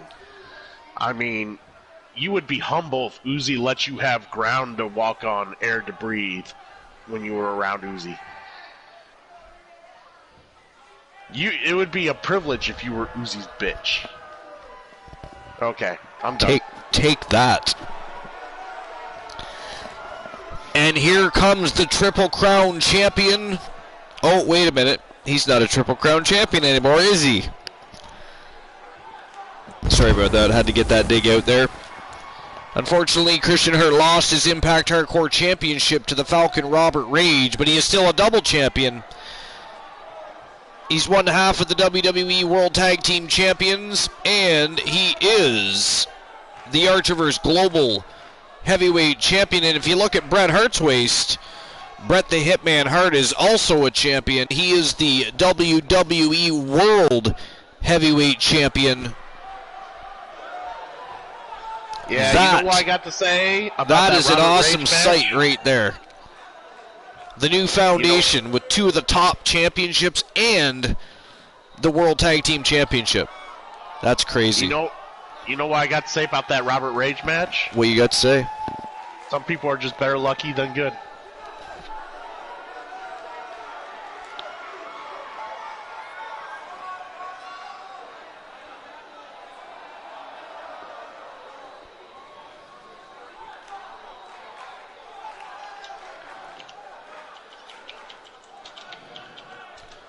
So to the new foundation walk out of here, still sporting two of the top championships in the entire business?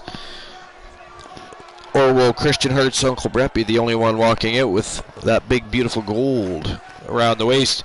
But here we go. It is the Archerverse Global Heavyweight Championship on the line. It is go time. It is Razor Ramon. It is the Iceman, Christian Hart. From Miami, Florida, weighing in at 287 pounds, he is the $1 Million Champion, the bad guy. In the words of Archer, go fuck yourself with a cactus in the ass at a 45-degree angle, completely dry. Toledo, Ohio, weighing in at 200 pounds, he is the Global Heavyweight Champion, the Iceman, Christian Hart. I like acute angles of dry humping. Oh, yeah. You bunch of savages.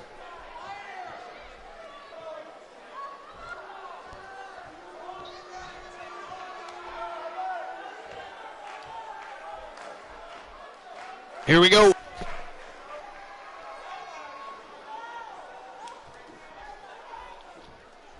Flood some of those go time emotes. It's go time. Come on. Come on, people. Right, go let's time. get this Go thing time. going. Go time. If you haven't hit record yet, now might be a good time to do that. These guys are going to have a match you'll want to watch over and over again.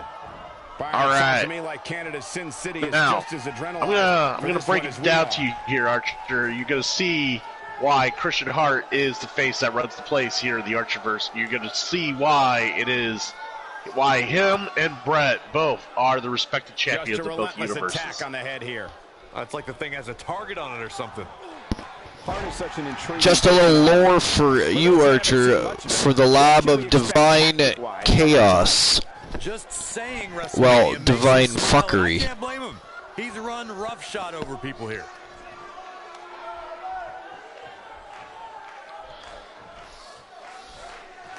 Christian Hart taking his time, making sure he has Razor Ramon right where he wants him. Razor Ramon's going to regret cashing that title in against Christian Hart. Cashed in, he did. A sickening thud. He's stalking his opponent from the top turnbuckle. See, here's the thing. I've talked with Christian Hart. Christian Hart doesn't think those those people who get their title shots through cash-ins, he doesn't consider them real competitors. He considers them jackpot hot shots. Jackpot hot shots. Jackpot hot shots. They win once and they act like they're owed the world, is what Christian Hart says. And Christian Hart, rightfully so, feels the need to put them in their place when they call upon starting him. to slow down a bit here. You can bet he's not going to let this golden opportunity slip so easily. I wouldn't call for the medics just yet, Cole. He still appears to be in pretty good shape. And I don't know if you noticed there, Archer, Christian Hart's doing a fine-ass job. And you can bet he envisioned things Christian Hart so far all over Razor Ramon. Look at Bret Hart outside the ring cheering. He's ready to celebrate already. Well, I don't know what that was about, but he is excited. It's happy, dude. I love having Brett cheer for Christian Hart. I mean, if anybody's going to be excited for Christian Hart, I want to be the Hitman. Caution to the wind here. By the way, does anybody have anybody in mind that they would like to raid after the main event?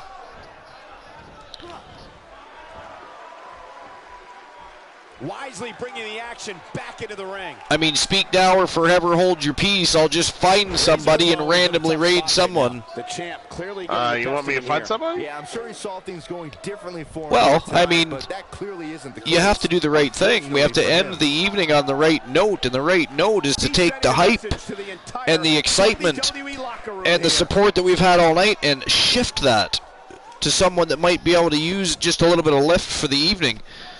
But I'd like to find somebody that might not be doing as well as everybody else for the evening.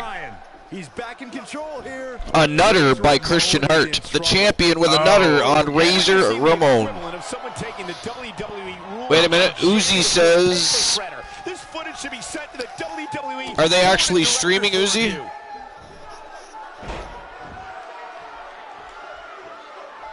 Tactical... He's in trouble. Here he goes. Raid Bromer. Wait, what? And he lands the slam. Looks like another victory. Bromer's not on. Yeah, Bromer's not on. Is he? No. Fall number one over the Iceman Christian Hart, up 1-0 on Razor Ramon.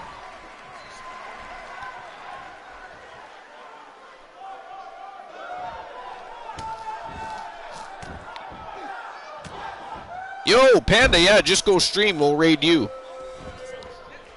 He's simply reminding him that he's here. But Uzi said some tactical... And now Razor tactical...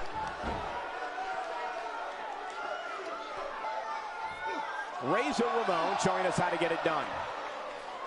Do we know who Tactical Joe 707 is? Or is that just somebody that Uzi knows?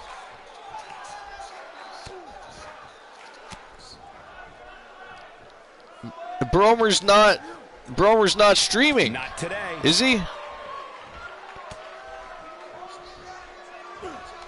We have hard on defensive. No, Bromer's not streaming. No, Bromer's not streaming. Tank of gas and ready So therefore, Well, he had to expect to take some punishment tonight. You don't step in the ring with this guy and walk away completely unscathed.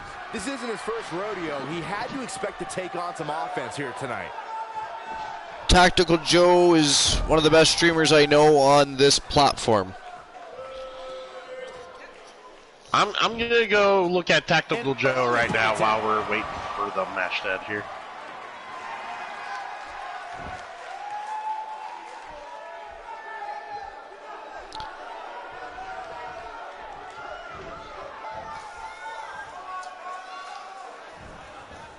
Well, he's already affiliate, that's for sure.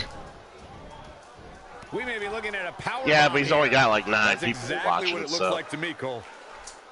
Well, Looks like a power hey. bomb coming up.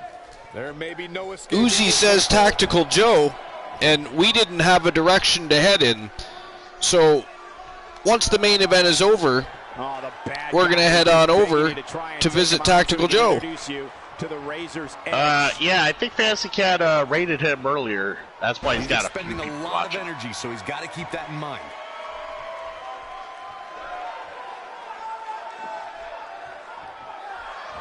Razor Ramon looking to measure him here. And What a choke slam. What is going on here? Come on, Christian Hart. Well, I think we all just witnessed the art of shredding. What is this nonsense?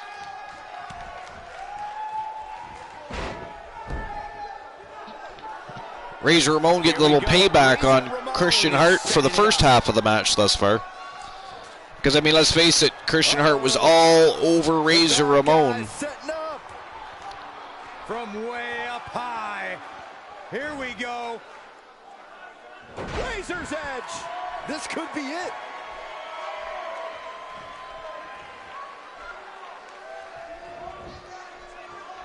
And he goes for the pin. Oh no, don't get a fall here. Don't get a fall here.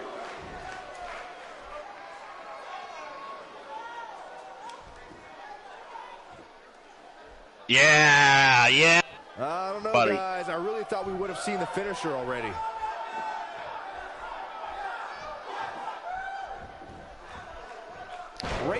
Nice snapmare takedown. Slaps a chin lock on the Iceman. He may be in the best physical condition I've ever seen him in. Hart fighting back though. Here we go. Big elbow to the midsection. Another big elbow to the midsection. He breaks free. But Razor Ramon whips him hard to the corner. Oh no.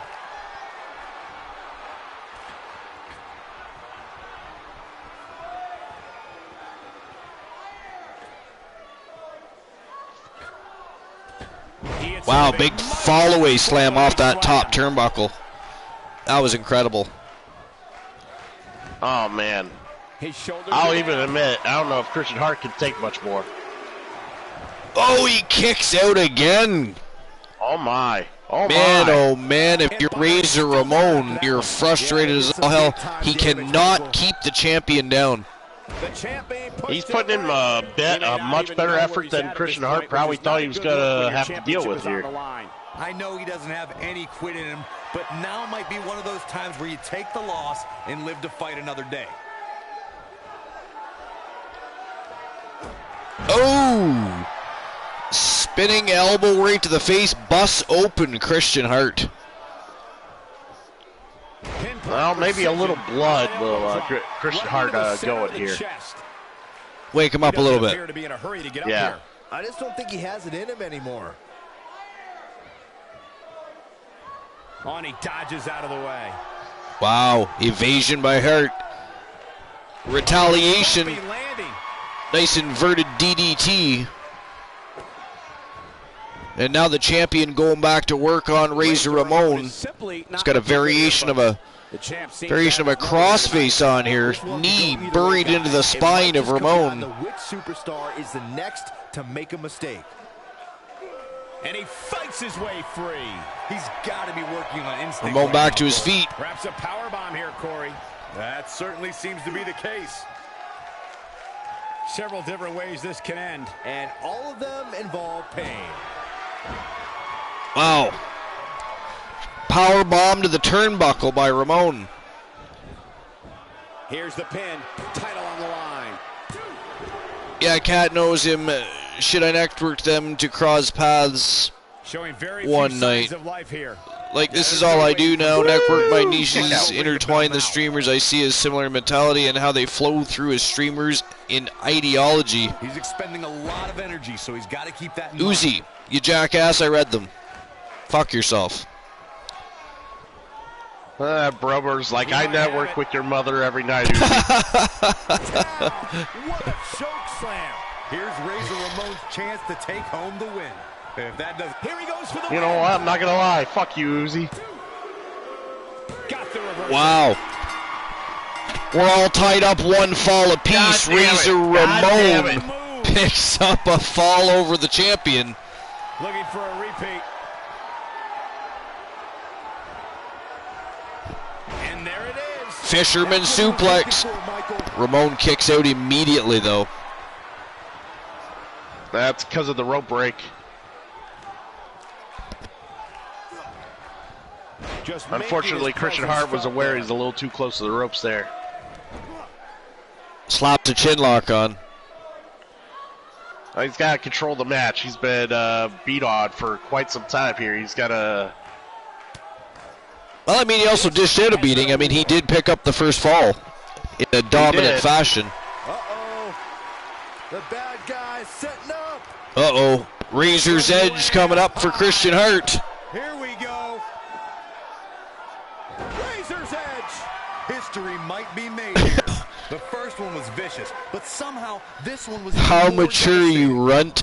Bromer, go back to your hole you crawled out of and fuck the cactus you want up Chrissy's ass like the lap Come dog on, kick bitch. out, kick Wow, out, kick out. Razor No. Ramon has dethroned the champion. We have a new Archerverse Global Heavyweight Champion, the bad guy, Razor Ramon. Damn. A lot of surprises tonight. Some championships changed hands, ladies and gentlemen.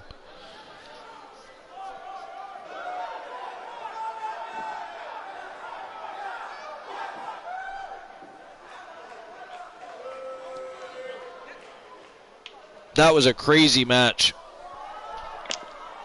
At one point, that it looked like Christian Hart was going to breeze through that match.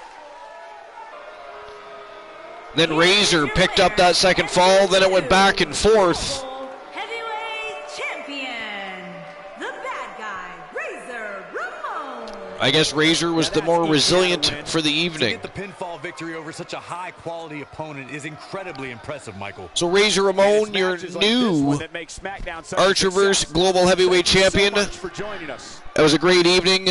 Another great show with a bunch of great people. I appreciate each and every one of you. We're going to see you guys Friday night for the Archerverse Battleground. We have the debut of two new streamer superstars, so make sure you're there to support them. It's going to be Team Bromer and Team Kraken Skulls unleashing hell on the Archerverse Friday night at Battleground. But right now, to end our evening, we're going to go raid Tactical Joe at the request of Uzi. We're going to see what Tactical Joe's up to. Drop some raids. Christian Cool, if you want to set up a raid message.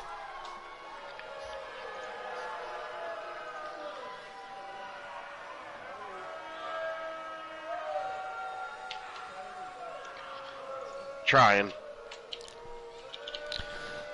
Try not. Do or do not. There is no try.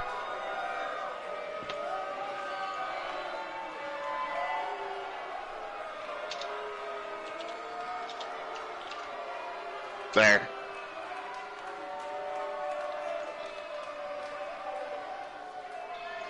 There we go. All right, here we go. Raid time.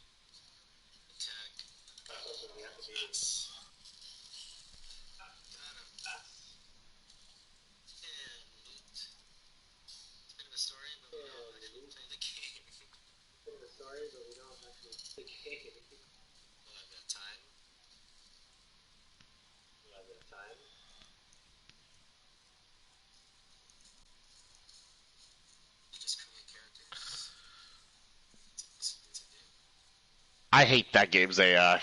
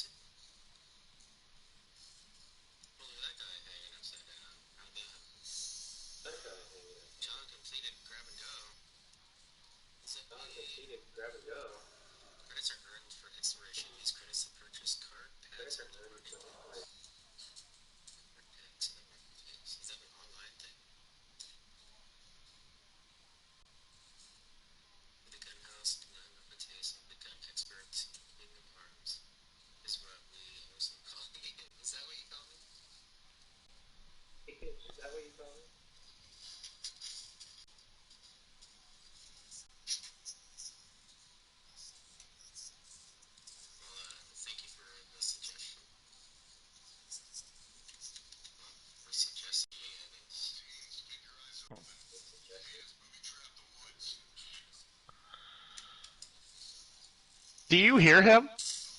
No. He's like, well, thanks for suggesting me, I guess. He probably doesn't know what to make of Uzi no more than we do.